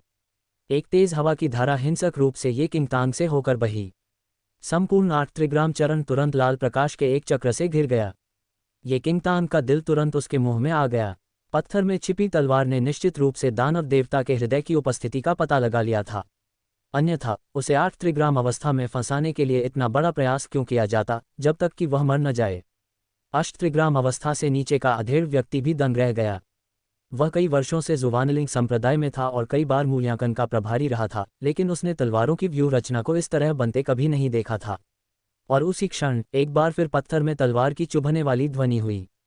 इस बार पहली लहर के लाइटसेबरों की तुलना में 10 गुना अधिक संख्या में लाइटसेबर अचानक आसमान में उड़ गए और लाल रोशनी के घेरे में आसपास का वातावरण ताज़ा खून की तरह लाल रोशनी से दूषित हो गया, जिसके परिणामस्वरूप लाल रंग का एक धब्बा बन गया।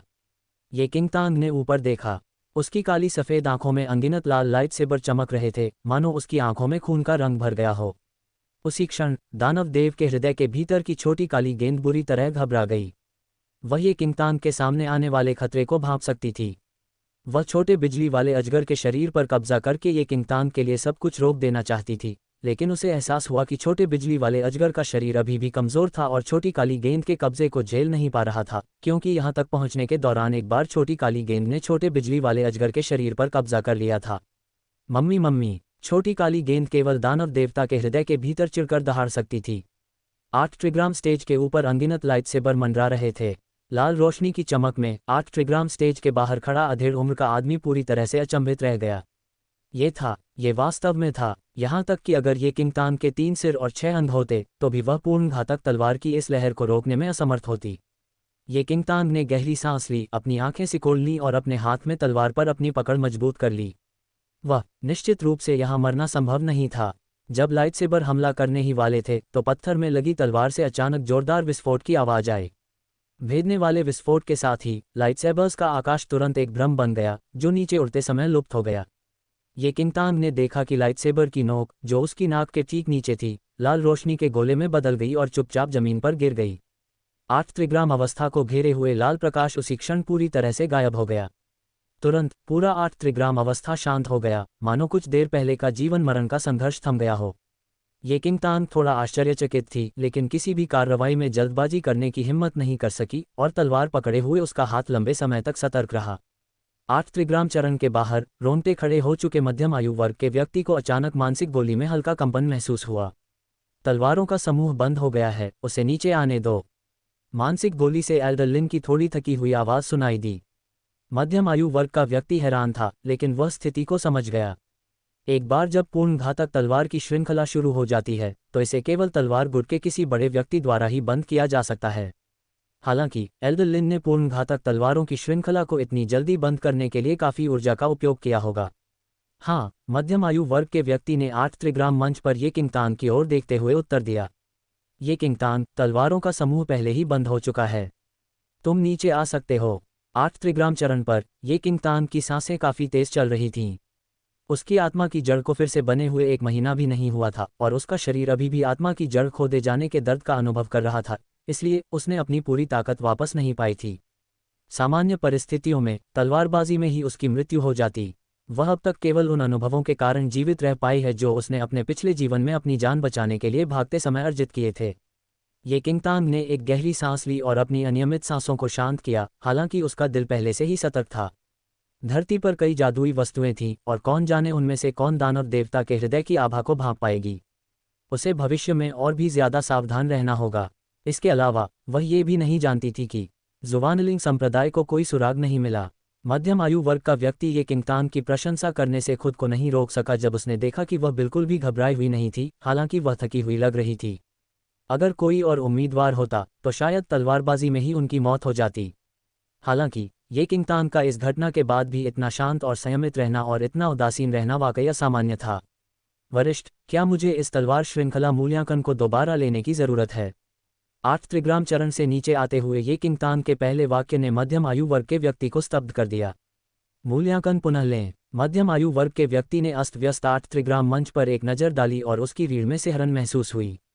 तलवारों की व्यूह रचना में अचानक बदलाव आ गया और भगवान ही जाने क्या असामान्यता हुई। ऐसी परिस्थितियों में तलवार गुट निश्चित रूप से थोड़े समय में तलवारों की व्यूह रचना फिर से शुरू नहीं कर पाएगा। फिर भी यह अच्छा था कि ये किंगतांग अंतिम उम्मीदवार थे।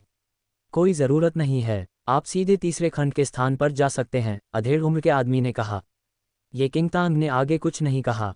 उसने अभी अभी बहुत ज़्यादा ऊर्जा खर्च कर दी थी और उसके शरीर का शुरू से ही कोई मजबूत आधार नहीं था। इस तरह की लड़ाई में अपनी सारी ऊर्जा खर्च करने से वह शारीरिक रूप से पूरी तरह थक गई थी। सौभाग्य से ये किंगतांग को पता था कि तीसरे खंड के लिए बहुत अधिक ऊर्जा की आवश्यकता नहीं थी। हल्के से सिर हिलाने के बाद ये किंगतांग चली गई और उसका चिंतित दिल थोड़ा शांत हो गया। अगर वह मूल्यांकन जारी रख पाती तो इसका मतलब था कि जुवानलिंग संप्रदाय ने दानव देवता के हृदय की खोज नहीं की थी। अब वह निश्चिंत हो सकती थी। जब ये किंगतांग तीसरे खंड के स्थान की ओर बढ़े तो चारों बुजुर्गों का दिल भारी था। एल्डर लिन, बिना किसी कारण के पूर्ण घातक तलवारों की श्रृंखला क्यों शुरू हो गई? एल्डरकिन ने थके हुए एल्डर लिन की ओर देखा जो धीरे धीरे वापस आ रहे थे। अभी तक यह अज्ञात है। मैंने तलवार गुट के शिष्यों को तलवारों की व्यूह रचना को अस्थायी रूप से बंद करने का आदेश दिया है। इस आकलन के बाद मैं विस्तार से जांच करूंगा। एल्डर लिन का रंग पीला पड़ गया था। एक बार जब पूर्ण घातक तलवारों की व्यूह रचना शुरू हो जाती तो केवल वे और जुवानलिंग संप्रदाय के संप्रदाय गुरु ही बड़ी मात्रा में ऊर्जा का उपयोग करके उसे बलपूर्वक बंद कर सकते थे। उसने अभी अभी अपनी पूर्ण घातक तलवारों की व्यूह रचना को तत्काल बंद कर दिया था और इस प्रकार उसकी श्वास अभी भी अनियमित थी। मुझे उम्मीद है कि ऐसी घटनाएं दोबारा नहीं होंगी। तलवारों की व्यूह रचना सिर्फ उम्मीदवारों के लिए नहीं होती। अगर हम बाहरी दुश्मनों का सामना करते हैं और तलवारों की व्यूह रचना में कोई असामान्यता आ जाती है तो यह संप्रदाय के लिए प्रतिकूल होगा, एल्डरकिन ने थोड़ा आगे बढ़कर कहा। उनके दृष्टिकोण से तलवारों की व्यूह रचना तलवार गुट द्वारा संचालित होती थी और अब जब इसमें कुछ हुआ है तो यह निश्चित रूप से तलवार गुट की जिम्मेदारी थी। इस बार एल्डर लिन ने कोई जवाब नहीं दिया और उनके चेहरे पर गहरी उदासी छा गई। उन्हें खुद भी समझ नहीं आ रहा था कि अकारण ही तलवारों का ये सिलसिला क्यों शुरू हो गया। छोड़ो भी, आखिर में कोई दुर्घटना नहीं होती, बस भविष्य में ज्यादा ध्यान देना, फिस्ट फैक्शन के बुजुर्ग ने जो मध्यस्थ बनकर खड़े हुए थे कहा। ये सही है, तलवारों की व्यूह रचना का मूल्यांकन पहले ही समाप्त हो चुका है और भविष्य में कोई और समस्या नहीं होनी चाहिए। मुझे विश्वास है कि एल्डर लिन भविष्य में और अधिक सावधान रहेंगे। हर्बल गुट के एल्डर ने अपनी बात दोहराई। एल्डर किन ने मन ही मन उपहास किया। तलवार गुट शक्तिशाली था, इसलिए स्वाभाविक रूप से मुट्ठी और हर्बल गुट एल्डर लिन के पक्ष में होंगे। सिर्फ इसलिए कि कुछ नहीं हुआ, इसका मतलब ये नहीं कि कोई समस्या नहीं है। पहले आप सब सोचते थे कि ये किंगतान की आत्मा की जड़ बहुत ही कमज़ोर है, फिर भी किसने सोचा होगा कि वो असल में पूर्ण घातक तलवारों की व्यूह रचना का सामना कर पाएगी। सच कहूं तो अगर ये किसी और उम्मीदवार के साथ हुआ तो आपको क्या लगता है क्या होगा? चाहे वो फॉर्मिडेबल हेवेंस रॉयल्स का लू शियुविन हो या लियू युन परिवार का युनशु, अगर उनका सामना पूर्ण घातक तलवारों की व्यूह रचना से हुआ तो शायद उनकी मौत हो जाएगी, है ना? बुजुर्ग किन के शब्द काफ़ी तीखे थे। जैसे ही उनकी आवाज़ सुनाई दी, एल्डर लिन की अभिव्यक्ति और भी बदसूरत हो गई। पूर्ण घातक तलवारों की श्रृंखला का प्रकट होना अप्रत्याशित था, लेकिन जिस बात ने उसे अधिक आश्चर्यचकित किया वह ये थी कि ये किंगतांग वास्तव में इसके हमलों को सहन कर सकता था। जैसा कि देखा गया है, ये किंगतांग में कुछ क्षमताएं हैं। आज तलवारबाजी के खंड में वह स्पष्ट रूप से प्रथम है। हर्बल गुट के बुजुर्ग ने ये किंगतांग के प्रति प्रशंसा के भाव के साथ विचारमग्न होकर कहा। लू शियुविन और युनशु के परिणाम पहले से ही बेहतरीन थे, लेकिन वे केवल कमज़ोर तलवारों के समूह से ही बच पाए। इसके अलावा वे केवल कुछ दर्जन लाइट सेबरों के हमले ही झेल पाए। हालांकि ये किंगतांग पूर्ण घातक तलवारों की व्यूह रचना में उसने सैकड़ों लाइट सेबरों का सामना किया और सुरक्षित रूप से पीछे हट गई। ऐसा शानदार रिकॉर्ड वाकई अद्भुत था। बाहरी संप्रदाय के किसी भी शिष्य ने उससे बेहतर प्रदर्शन नहीं किया होगा, अन्य उम्मीदवारों ने तो और भी अधिक। ये किंगतांग, जिसके प्रति वे निराशावादी थे, ने उन्हें एक के बाद एक हैरान कर दिया। हर्बल गुट के मुखिया को तो ये देखकर आश्चर्य हुआ ही, मुट्ठी गुट के मुखिया भी उस पर ज्यादा ध्यान दिए बिना नहीं रह सके। इस तथ्य के बीच एक गहरा संबंध है कि वह पूर्ण घातक तलवारों की कतार को सहन कर सकती थी और उन पदचिह्नों के बीच। अगर वे पदचिह्न सचमुच चांद पर 7 सितारों के पदचिह्नों से आए थे और वह सुरक्षित रूप से पीछे हट सकती थी, तो ये भी असंभव नहीं है। एल्डर लिन ने गहरी सांस ली, हालांकि वह अभी भी ये किंगतांग की बात मानने को तैयार नहीं थे। ये कहते हुए उनकी नज़रें स्पष्ट रूप से एल्डरकिन पर थीं, जो अब तक ये किंगतांग का पुरजोर समर्थन कर रहे थे। एल्डरकिन की बातें सुनकर हर्बल और फिस्ट गुटों के दो बुजुर्गों को लगा कि यह तर्कसंगत है। आखिरकार चंद्रमा पर 7 सितारों का पदचिह्न उस शक्तिशाली व्यक्ति का विशेष कौशल था, जिसने उसे सैनिकों की भीड़ से घिरे होने पर भी सुरक्षित रूप से पीछे हटने की अनुमति दी थी। एल्डरकिन ने उपहास किया। वह जानता था कि एल्डर लिन ये किंगतांग की घटना का इस्तेमाल उसके खिलाफ करने की कोशिश कर रहा है, लेकिन वह एल्डर लिन से और बहस करने को भी तैयार नहीं था। अल्पविराम। तीसरे खंड का स्थान बहुत सरल था। बादलों के ऊपर एक विशाल पत्थर का स्तंभ खड़ा था। ये 10 मीटर ऊंचा था और इसे केवल 4 वयस्क पुरुषों की संयुक्त शक्ति से ही घेरा जा सकता था। पत्थर के स्तंभ पर बड़े बड़े सजीव ड्रैगन उकेरे गए थे, जिससे यह अत्यंत भव्य दिखाई दे रहा था। पत्थर के स्तंभ पर 1 वर्ग मीटर आकार का एक काला पत्थर का स्लेट लटका हुआ था। ये किंगतांग दौड़कर वहां पहुंची जहां अन्य उम्मीदवार खड़े थे, लेकिन उसके पीले रंग ने युनशु और लू शियुविन दोनों का ध्यान आकर्षित किया।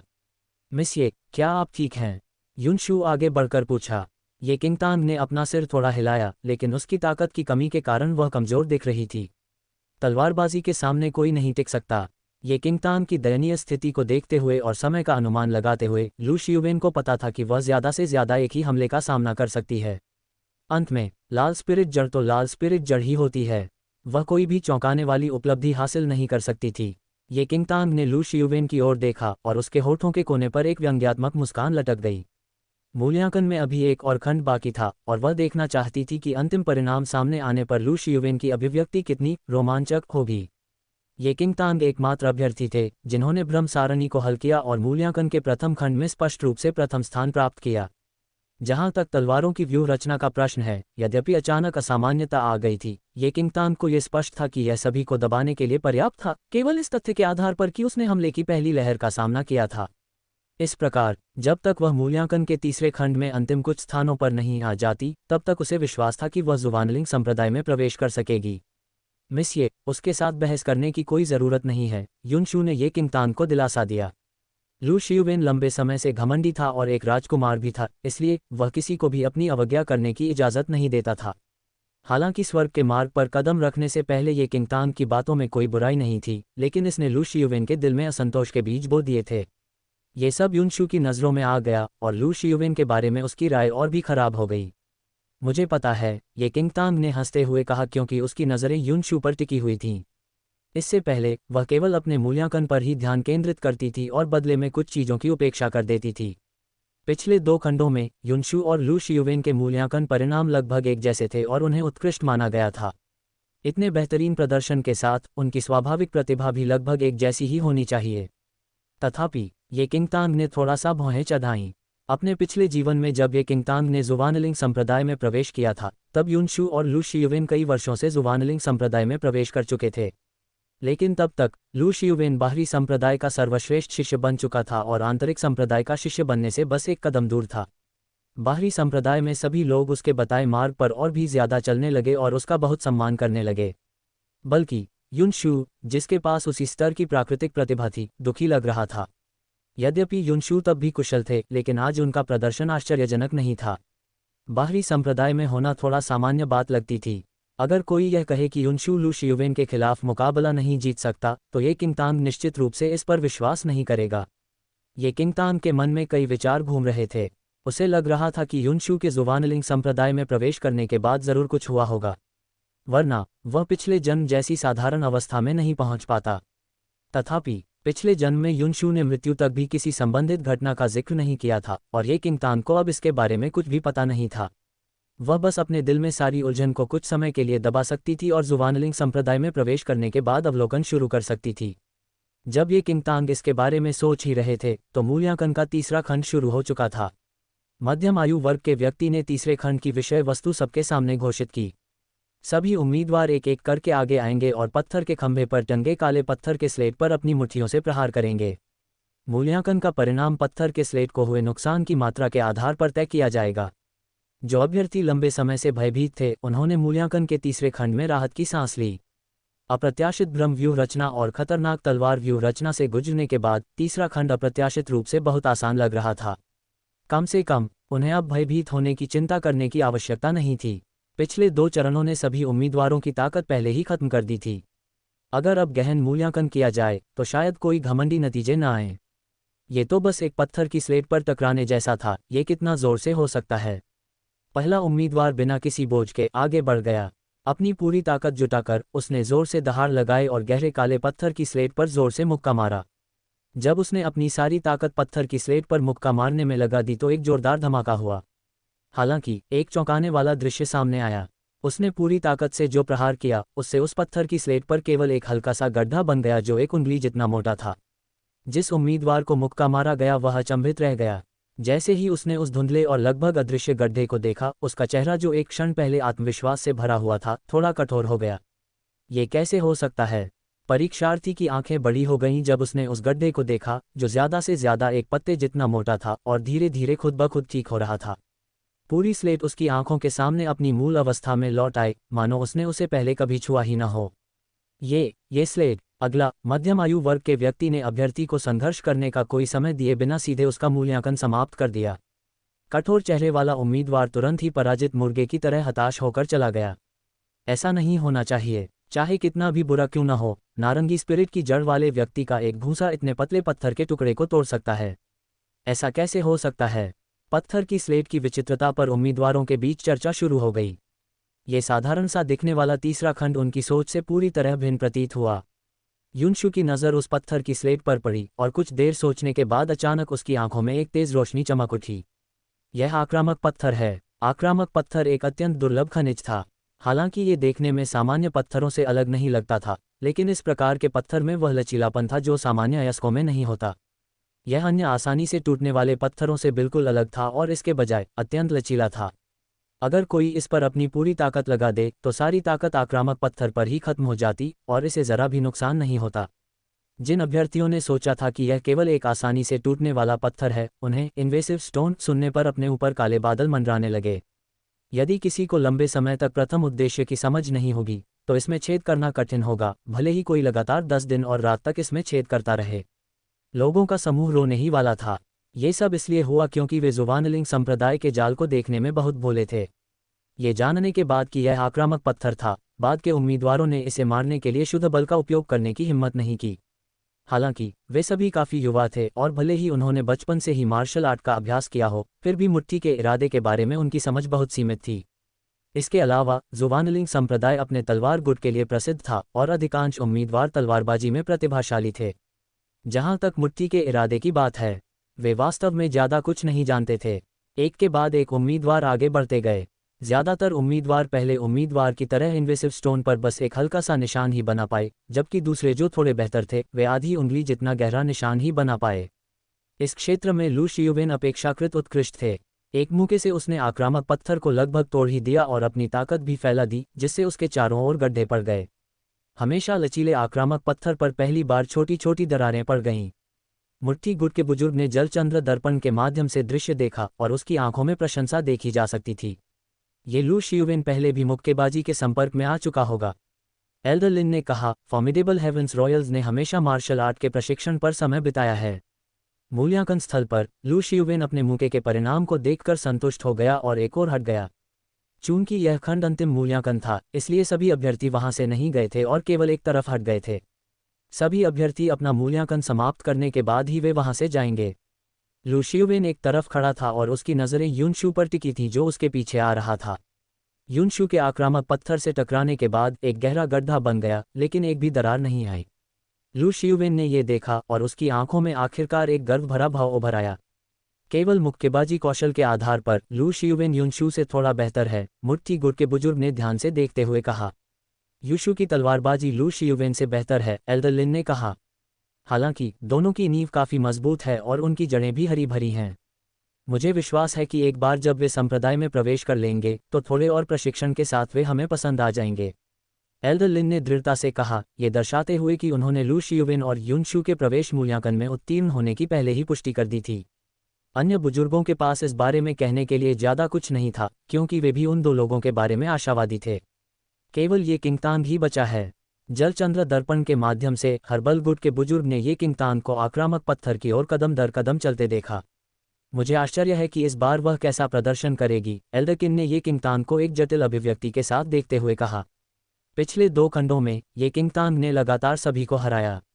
अगर उसकी आत्मा की जड़ थोड़ी बेहतर होती तो वह प्रवेश परीक्षा पास कर लेती, भले ही तीसरे खंड में उसके परिणाम अच्छे न रहे हों। हालांकि एल्डर लिन ने व्यंग्य भरी आंखों से एल्डरकिन की ओर देखा। खुद उसे भी हैरानी हुई कि ये किंगतान पिछले 2 खंडों में सफलतापूर्वक पास हो गई और शानदार नतीजे हासिल कर पाए। हालांकि ये किंगतान ज़्यादा से ज़्यादा 15 साल की थी और उसकी आत्मा की जड़ बेहद कमज़ोर थी। अगर उसने कड़ी मेहनत भी की होती तो भी वह हर चीज़ में पारंगत नहीं होती। जब तक ये किंगतान तीसरे खंड को पार नहीं कर लेती, जुवानलिंग संप्रदाय निश्चित रूप से उसे संप्रदाय में प्रवेश नहीं करने देगा। इससे कोई फर्क नहीं पड़ता कि एल्डरकिन को कितना पछतावा होता, ये फिर भी व्यर्थ था।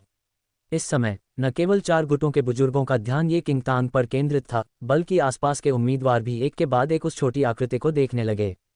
एक बार जब ये किंगतान ने मूल्यांकन के इस खंड को समाप्त कर लिया तो संप्रदाय का मूल्यांकन समाप्त हो जाएगा और उन्हें बहुत जल्दी पता चल जाएगा कि क्या वे जुवानलिंग संप्रदाय में प्रवेश करने के योग्य हैं या नहीं। ये किंगतान थोड़ी पीली पड़ गई थी, लेकिन ऐसा आक्रामक पत्थर की वजह से नहीं था।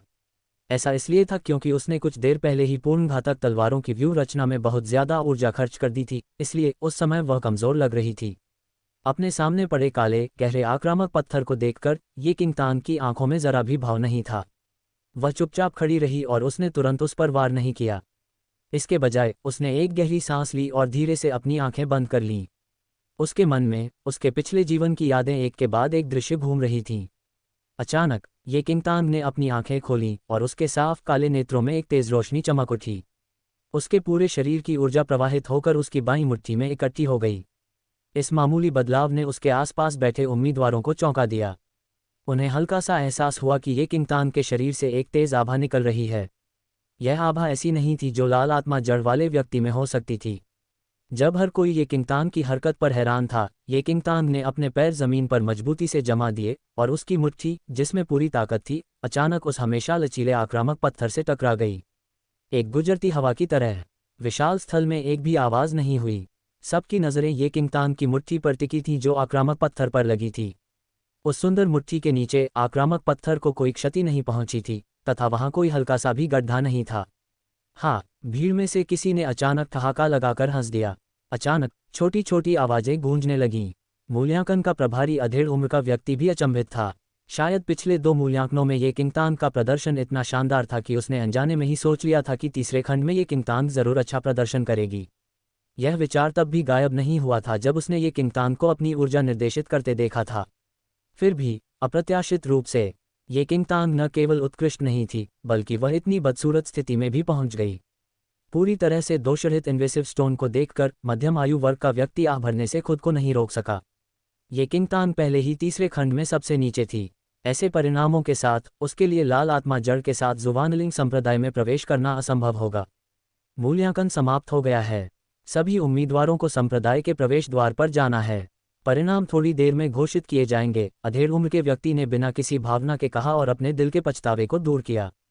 ये किंगतांग एक जटिल अभिव्यक्ति के साथ आक्रामक पत्थर के सामने खड़ा था, जिससे कोई भी समझ नहीं पा रहा था कि क्या हो रहा है। ऐसा नतीजा देखकर लू शियुवेन पहले से ही उपहास से भर गया था, क्योंकि वह जानता था कि ऐसे नतीजों के साथ ये किंगतांग का जुवानलिंग संप्रदाय में प्रवेश करने का कोई मौका नहीं था। खुशकिस्मती से उसे अब उसकी चिंता करने की ज़रूरत नहीं थी। इस तरह का व्यक्ति उसके समय और ऊर्जा के लायक बिल्कुल नहीं था। अभ्यर्थी क्रमिक रूप से चले गए, लेकिन ये किंगतांग एक कदम भी आगे बढ़े बिना आक्रामक पत्थर के सामने खड़ा रहा। पीला चेहरा देखकर अधेड़ उम्र का आदमी इसे बर्दाश्त नहीं कर सका, लेकिन वह संप्रदाय की शक्ति जानता था। हालांकि यह अफसोसजनक था, लेकिन स्थिति को बचाने का कोई रास्ता पहले से ही नहीं था। मिस्ये, क्या हमें चलना चाहिए?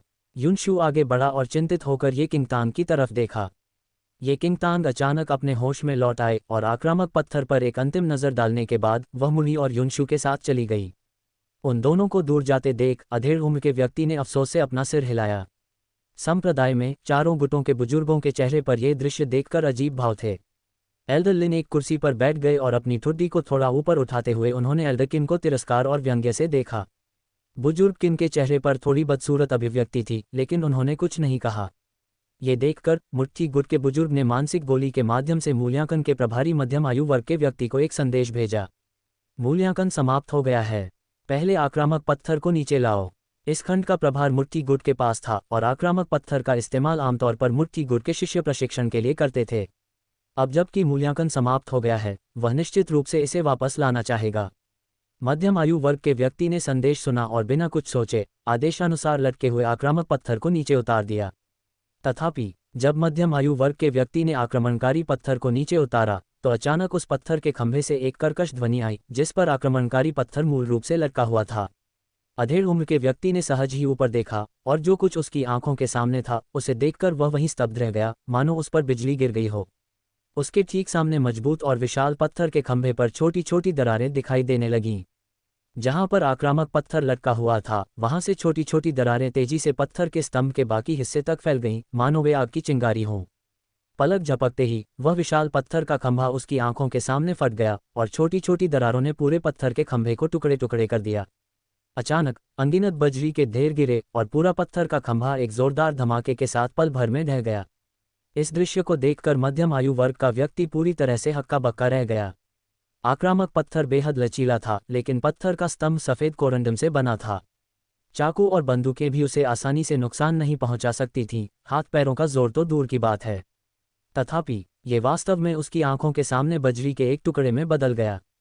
उम्मीदवार, जो पहले से ही मूल्यांकन के बारे में बात करना शुरू कर चुके थे, साथ ही वाटरमून मिरर के माध्यम से चार गुट के बुजुर्ग भी तेज गर्जना से आकर्षित हो गए। जब उन्होंने पीछे मुड़कर देखा तो चारों बुजुर्गों के चेहरे पर आश्चर्य साफ झलक रहा था। क्या हो रहा है? हर्बल गुट का बुजुर्ग थोड़ा हक्का बक्का रह गया। ये सफ़ेद कोरंडम बहुत कठोर था, यह इस तरह कैसे टूट सकता है? अन्य बुजुर्गों के चेहरे पर भी असमंजस की स्थिति थी। ऐसा लग रहा था कि मुट्ठी गुट के बुजुर्ग को कुछ सूझा ही था कि वह अचानक उठ खड़ा हुआ और बोला, अदृश्य बल। ये किंगतांग क्या वाकई अदृश्य बल तकनीक जानती है? अदृश्य बल सभी मुक्का कलाओं में से एक सबसे गहन मुक्का कला थी और पहाड़ के उस पार से मवेशियों को मारना तकनीक के समान थी। हालांकि मुक्का मारने पर किसी भी अजीब चीज़ को देखना बहुत मुश्किल था। इस प्रकार की मुक्का तकनीक से मुक्का मारने वाली वस्तु को कोई नुकसान नहीं होता, लेकिन मुक्का का बल पहले प्रहार की गई वस्तु से पीछे की ओर स्थानांतरित हो जाता। यदि पीछे से कोई वस्तु या जीव न हो तो मुक्का सीधे पहली वस्तु के केंद्र को कुचल देता।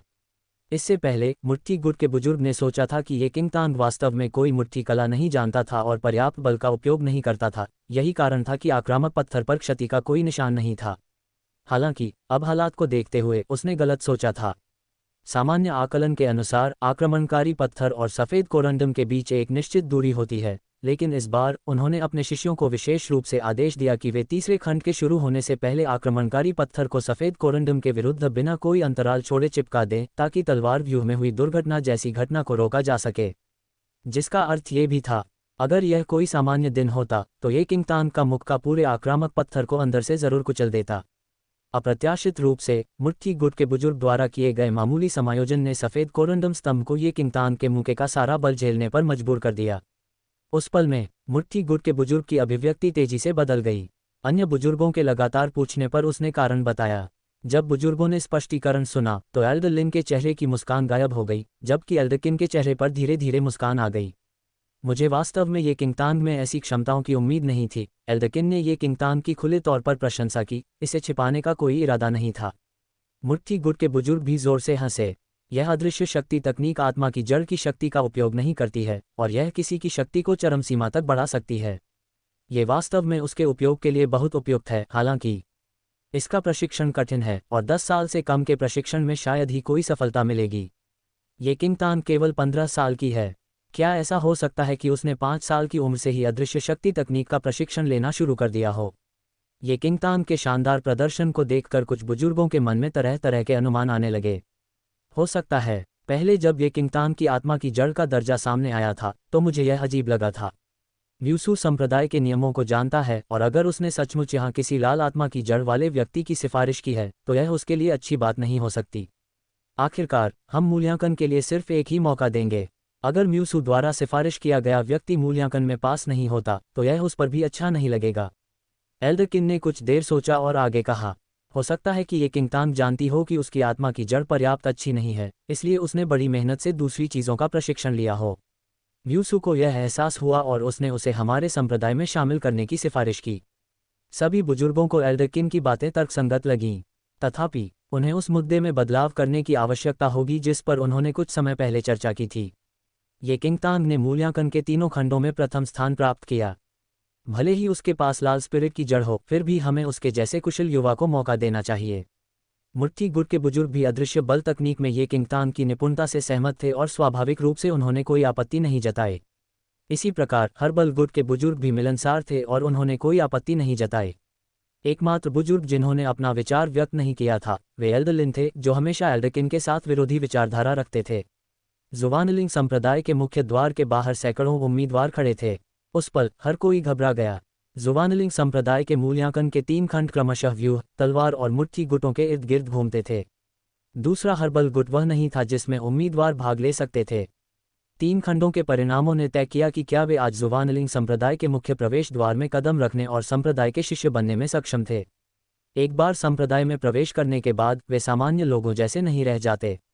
संप्रदाय के प्रभामंडल या संप्रदाय में मौजूद दुर्लभ खजानों के बावजूद दोनों ही आत्मिक ऊर्जा से भरपूर थे, और यह उनके जैसे महत्वाकांक्षी युवाओं के लिए एक बहुत ही आकर्षक आकर्षण था। यदि वे संप्रदाय में प्रवेश करने में सक्षम होते तो न केवल उन्हें बल्कि पूरे परिवार को इस बात पर गर्व होता। समय बीतता गया और सभी लोग बेचैन लगने लगे। केवल 3 लोग शांत थे।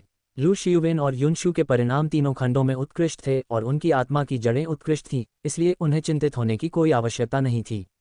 एकमात्र शेष व्यक्ति ये किंगतान था। उस समय ये किंगतान नजरें झुकाए एक तरफ खड़ी थी। वह उलझन में थी कि वह अभी अपने मुंह से आक्रामक पत्थर को क्यों नहीं कुचल पा रही थी। अन्य उम्मीदवारों की नज़र में उनकी चुप्पी उनकी निराशा का प्रदर्शन थी।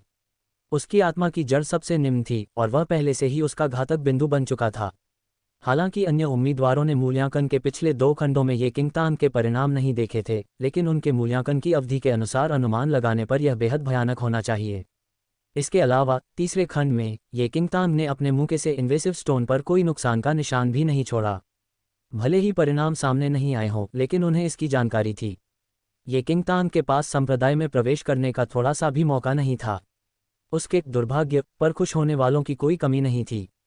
इससे पहले जब ये किंगतान स्वर्ग के मार्ग पर सबसे पहले कदम रखने वाली थी तो वे पहले से ही बुरे मूड में थे, क्योंकि लाल आत्मा की जड़ वाले किसी व्यक्ति ने उन्हें फीका कर दिया था।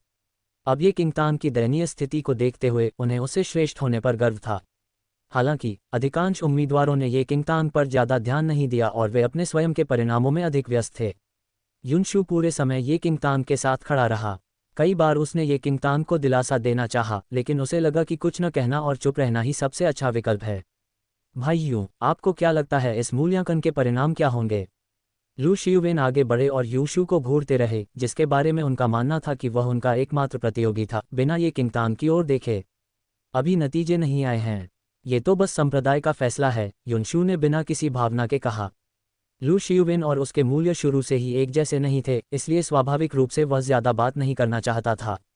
संप्रदाय का निर्णय निश्चित रूप से महत्वपूर्ण है, लेकिन भाइयों को ये स्पष्ट होना चाहिए कि क्या आप और मैं संप्रदाय में प्रवेश कर पाएंगे। जब आपको पहले से ही एक विचार है, तो फिर आप अपना समय क्यों बर्बाद कर रहे हैं? अब से कुछ लोग आपसे और मुझसे बिल्कुल अलग होंगे। लू शियुवेन ने ये किंगतान के बारे में कुछ नहीं कहा, लेकिन उसके हर शब्द का उद्देश्य उसके विरुद्ध था। युनशु ने थोड़ा सा भौहें चढ़ाईं। लू शियुवेन ने हल्के से हंसते हुए ये किंगतान की ओर देखा। ये किंगतान, मुझे वो शब्द साफ साफ याद हैं जो तुमने मुझे कुछ देर पहले याद दिलाए थे। मैंने कहा था, अगर तुम जुवानलिंग संप्रदाय में प्रवेश कर सको तो क्या मैं एक बेकार कूड़ा कचरा नहीं बन जाऊंगा? अब ये साबित करने के लिए काफ़ी है कि मेरे शब्द गलत नहीं थे, है ना? लू शियुवेन ने व्यंग्य किया। ये किंगतान ने अपनी नज़रें लू शियुवेन पर घुमाईं और उसके होठों पर एक मुस्कान खेल गई। ये सही है या गलत, अभी ये तय करना जल्दबाजी होगी। अभी भी इतनी जल्दी क्यों है? लू शियुवेन ने अपनी ठुड्डी उठाकर घृणा से ये किंगतान की ओर देखा। शायद किसी को आत्म जागरूकता नहीं है और वह मृत्यु के निकट होने पर भी कठिन संघर्ष कर रहा है। ये किंगतान ने लू शियुवेन के उपहास की अब और परवाह नहीं की और चुपचाप वहीं खड़े होकर उस पल का इंतजार करने लगे जब परिणाम जारी किए जाएंगे। लू शियुवेन की बात करें तो वह संप्रदाय में प्रवेश की योग्यता न रखने वाली किसी लड़की पर और ज्यादा लार बर्बाद नहीं करना चाहता था। उसे देखने के बाद वह एक तरफ खड़ा हो गया, बस वह पल देखना चाहता था जब ये किंगतान की उम्मीदें टूट जाएंगी। उसके हाव भाव देखना कितना सुखद होगा। कुछ ही देर बाद मूल्यांकन का प्रभारी मध्यम आयु वर्ग का व्यक्ति एक बार फिर उनके सामने प्रकट हुआ। सभी उम्मीदवार कांप रहे थे और अपने कान लगाए अंतिम परिणाम के खुलासे की प्रतीक्षा कर रहे थे। यह मूल्यांकन पूरा हो चुका है और हमारे संप्रदाय को सभी के प्रदर्शन के बारे में पहले से ही पता है। अब मैं जिन नामों को पढ़ रहा हूँ वे हैं जो मूल्यांकन में उत्तीर्ण हुए हैं और जुवानलिंग संप्रदाय के बाहरी संप्रदाय के शिष्य बनने की योग्यता रखते हैं। अधेड़ उम्र के व्यक्ति ने भीड़ की ओर देखते हुए सख्ती से कहा। सबकी नज़रें एक ही जगह टिकी थीं। वे अधेड़ उम्र के आदमी के मुंह से अपना नाम सुनने के लिए उत्सुक थे। सुवान, अधेड़ उम्र के आदमी ने पहला नाम पढ़ा। कई उम्मीदवारों के बीच से एक खूबसूरत युवती बाहर निकली। उसके प्यारे चेहरे पर खुशी और उत्साह साफ झलक रहा था। अपनी सारी भावनाओं को दबाते हुए उसने शांत रहने की पूरी कोशिश की और सबके सामने चली गई। इस क्षण से वह जुवानलिंग संप्रदाय की शिष्या थी। कई ईर्ष्यालु निगाहें एक के बाद एक उस पर पड़ीं और उन निगाहों को अपने ऊपर महसूस करते हुए उसने गहरी सांस ली और अपनी ठुड्डी ऊपर उठा ली। मध्यम आयु वर्ग के व्यक्ति ने आगे कहा, मोह्यू। दूसरे नंबर पर एक खूबसूरत युवक आया। सुवान की तुलना में उसके चेहरे पर भाव अपेक्षाकृत शांत थे, लेकिन उसकी आंखों में बेचैनी उसके अंदरूनी भावों को उजागर कर रही थी। इन दोनों व्यक्तियों के पास पीली स्पिरिट जड़ थी और वे तलवारबाजी और आक्रामक पत्थर मूल्यांकन में उत्कृष्ट थे। मूल्यांकन में उत्तीर्ण होना दूसरों के लिए अप्रत्याशित नहीं था। जैसे ही मध्यम आयु वर्ग के व्यक्ति ने एक के बाद एक नाम पढ़े, सभी उम्मीदवारों में से एक समूह के लोग पूरी तरह से निराश हो गए। तब तक मध्यम आयु वर्ग के व्यक्ति ने 10 से अधिक नाम पढ़ लिए थे, लेकिन बिना किसी अपवाद के उन सभी की जड़ें पीली आत्मा से जुड़ी थीं। तब तक नारंगी स्पिरिट रूट वाला कोई भी उम्मीदवार सामने नहीं आया था और इससे नारंगी स्पिरिट रूट वाले उम्मीदवार काफ़ी निराश हो गए थे। स्पिरिट रूट के ग्रेड में अंतर को वास्तव में पाटा नहीं जा सका। भले ही उनका प्रदर्शन समान था, फिर भी पीली स्पिरिट वाली जड़ों को प्राथमिकता दी गई और उन्हें चुना गया। इसके अलावा केवल प्रदर्शन के आधार पर नारंगी स्पिरिट रूट वाले लगभग कोई भी पीले स्पिरिट रूट वाले के खिलाफ नहीं जीत सकते। नारंगी स्पिरिट की जड़ों वाले प्रारंभिक आशावादी उम्मीदवारों ने उदास होकर अपना सिर नीचे झुका लिया, क्योंकि उनके दिल में व्याप्त निराशा ने उन्हें पहले ही अंतिम परिणाम बता दिया था। जुवानलिंग संप्रदाय को उनके जैसे निम्नतर आत्मिक मूल वाले लोगों की आवश्यकता नहीं थी। लू शियुवेन, मध्यम आयु वर्ग के व्यक्ति ने फिर कहा। लू शियुवेन, जो बहुत पहले से तैयार था, ईर्ष्यालु भीड़ से बाहर निकला। उसका चेहरा आत्मविश्वास से भरा था और उसके चेहरे पर जरा भी बेचैनी नहीं थी। उनकी योग्यता को देखते हुए यह अपेक्षित था कि वे संप्रदाय में प्रवेश करें। वह सिर्फ जुवानलिंग संप्रदाय के बाहरी संप्रदाय के शिष्य के रूप में नियुक्ति नहीं चाहता था। भविष्य में वह और भी बहुत कुछ चाहता था। युनशु तुरंत उसके पीछे आगे चला गया। दोनों के मूल्यांकन परिणाम सभी की अपेक्षाओं के अनुरूप थे। इसमें कोई आश्चर्य की बात नहीं थी। तब तक सभी उम्मीदवारों के नाम उल्टे क्रम में पढ़े जा रहे थे। जैसे ही लू शियुवेन और युनशू के मूल्यांकन परिणाम सामने आए, जिनके नाम नहीं पढ़े गए थे, उन्होंने पूरी तरह से उम्मीद छोड़ दी। उनके लिए जुवानलिंग संप्रदाय सिर्फ एक असाधारण इच्छा थी। लू शियुवेन चुने गए लोगों के साथ कतार में खड़ा था, लेकिन उसकी नज़र ये किंगतांग पर पड़ी, जो उन लोगों में से थी जो चुने नहीं गए थे। उसने अपने चेहरे पर व्यंग्य और अहंकार छिपाए बिना ये किंगतांग को ऐसे देखा जैसे किसी तुच्छ चींटी को देख रहा हो। ये किंगतांग, ध्यान से देखो, यही तुम्हारे और मेरे बीच का अंतर है। जैसे ही तुम जुवानलिंग संप्रदाय छोड़ोगे, दुर्जय स्वर्ग के राजा तुम्हारे लिए एक बड़ा आश्चर्य तैयार करेंगे। जब सभी को लगा कि मूल्यांकन समाप्त हो गया है और वे निराश होकर जाने वाले हैं, तो वह अधेड़ उम्र का व्यक्ति, जो काफी देर से चुप था, अचानक एक बार फिर अपना मुंह खोल दिया। ये किंगतांग, बिना किसी उतार चढ़ाव के 3 सरल शब्दांश। लेकिन जब ये नाम सबके कानों में पड़ा तो सबके चेहरों पर अविश्वास उभर आया। ये क्विंगतांग, वही किंगतांग, केवल एक लाल आत्मा जड़ के साथ। ये कैसे हो सकता है? हर किसी को अपने कानों पर विश्वास नहीं हुआ और उन्हें संदेह हुआ कि क्या अधेड़ उम्र के व्यक्ति ने गलत नाम पढ़ लिया है। लेकिन जब उन्होंने ये किंगतांग को चेहरे पर कोई भावना लिए बिना भीड़ से बाहर निकलते और चयनित उम्मीदवारों के पक्ष में खड़े होते देखा, तो सभी लोग पागल हो गए। ऐसा कैसे हो सकता है? ये किंगतांग मूल्यांकन में कैसे पास हो गई? यह असंभव है। तीसरे खंड में इस तरह के परिणाम के साथ वह जुवानलिंग संप्रदाय में कैसे प्रवेश कर सकती है? लोगों का समूह, जो शुरू में जुवानलिंग संप्रदाय में न चुने जाने के कारण दुखी था, उस क्षण पूरी तरह से उबल पड़ा। पहले जिन लोगों के नाम पढ़े जाते थे वे बहुत कुशल होते थे और उनकी आत्माएं भी अच्छी होती थीं। वे जानते थे कि उनकी तुलना उनसे नहीं की जा सकती, इसलिए अगर वे संतुष्ट न भी हों तो भी वे उसे स्वीकार कर लेते थे। तथापि ये किंगतांग का चयन किया गया था। किस आधार पर? पीली और नारंगी रंग की आत्मा की जड़ों वाले बहुत से लोगों को संप्रदाय ने अस्वीकार कर दिया। एक छोटी लाल आत्मा की जड़ वाले व्यक्ति को जुवानलिंग संप्रदाय में चुने जाने का क्या अधिकार है? जब सभी लोग घबराए हुए थे, ये किंगतांग पहले ही सीधा खड़ा हो गया था। वह इस परिणाम से बिल्कुल भी प्रभावित नहीं हुई। ये किंगतांग को किनारे जाते देख लू शियुवेन के चेहरे की घमंडी मुस्कान पूरी तरह गायब हो गई। उसकी आंखों में सदमा भर गया। उसे यकीन ही नहीं हो रहा था कि ये किंगतांग वाकई मूल्यांकन में पास हो गई है। ये कैसा मजाक था? धीरे धीरे सभी लोग चर्चा करने लगे, जिससे वहां शोरगुल बहुत बढ़ गया। ये दृश्य देखकर अधेड़ उम्र के व्यक्ति, जिसने सभी उम्मीदवारों के नाम पढ़ लिए थे, के चेहरे पर एक बदसूरत भाव आ गया। आज का मूल्यांकन पूरा हो गया है और चयनित लोगों की पुष्टि हो गई है। जुवानलिंग संप्रदाय के गैर शिष्यों को तुरंत बाहर भेज दिया जाएगा। अगर कोई जुवानलिंग संप्रदाय के बाहर शोर मचाने की हिम्मत करता है तो उसे संप्रदाय के नियमों के अनुसार दंडित किया जाएगा। कठोर डांट एक चौंकाने वाली गड़गड़ाहट की तरह थी जिसने अचानक उन सभी चर्चाओं को टुकड़े टुकड़े कर दिया। उस समय सभी ने अपना मुंह बंद रखा। अब वे उम्मीदवार नहीं रह गए थे, बल्कि दुखी लोगों का एक समूह बन गए थे, जिनका संप्रदाय के साथ कोई संबंध नहीं था। एक महान संप्रदाय उन्हें यहाँ चीखने चिल्लाने की अनुमति कैसे दे सकता है? असंतोष और निराशा से घिरे होने के कारण सभी लोग चुप रहे। अधेड़ उम्र का वह व्यक्ति लोगों के समूह पर और समय बर्बाद करने को तैयार नहीं था और ये किंगतांग सहित चयनित उम्मीदवारों की ओर मुड़ा। अब से तुम सभी जुवानलिंग संप्रदाय के बाहरी संप्रदाय के अनुयायी हो। मेरे साथ संप्रदाय में आओ। हाँ, सभी ने एक साथ उत्तर दिया। बिना कुछ और कहे वह अधेड़ व्यक्ति मुड़ा और संप्रदाय के प्रवेश द्वार में प्रवेश कर गया। उसके पीछे 10 से ज्यादा युवा लड़के लड़कियां उत्साह से भरे हुए थे। उस समय उन्हें इस बात की परवाह नहीं थी कि ये किंगतांग संप्रदाय में कैसे प्रवेश करता है। अगर वे ये सुनिश्चित कर लेते कि वे संप्रदाय में प्रवेश कर सकते हैं तो ये पहले से ही बहुत भाग्यशाली था। शुरू से अंत तक केवल लू शियुवेन की हैरान आंखें ये किंगतांग से कभी नहीं हटीं। Thanks for watching dear friends.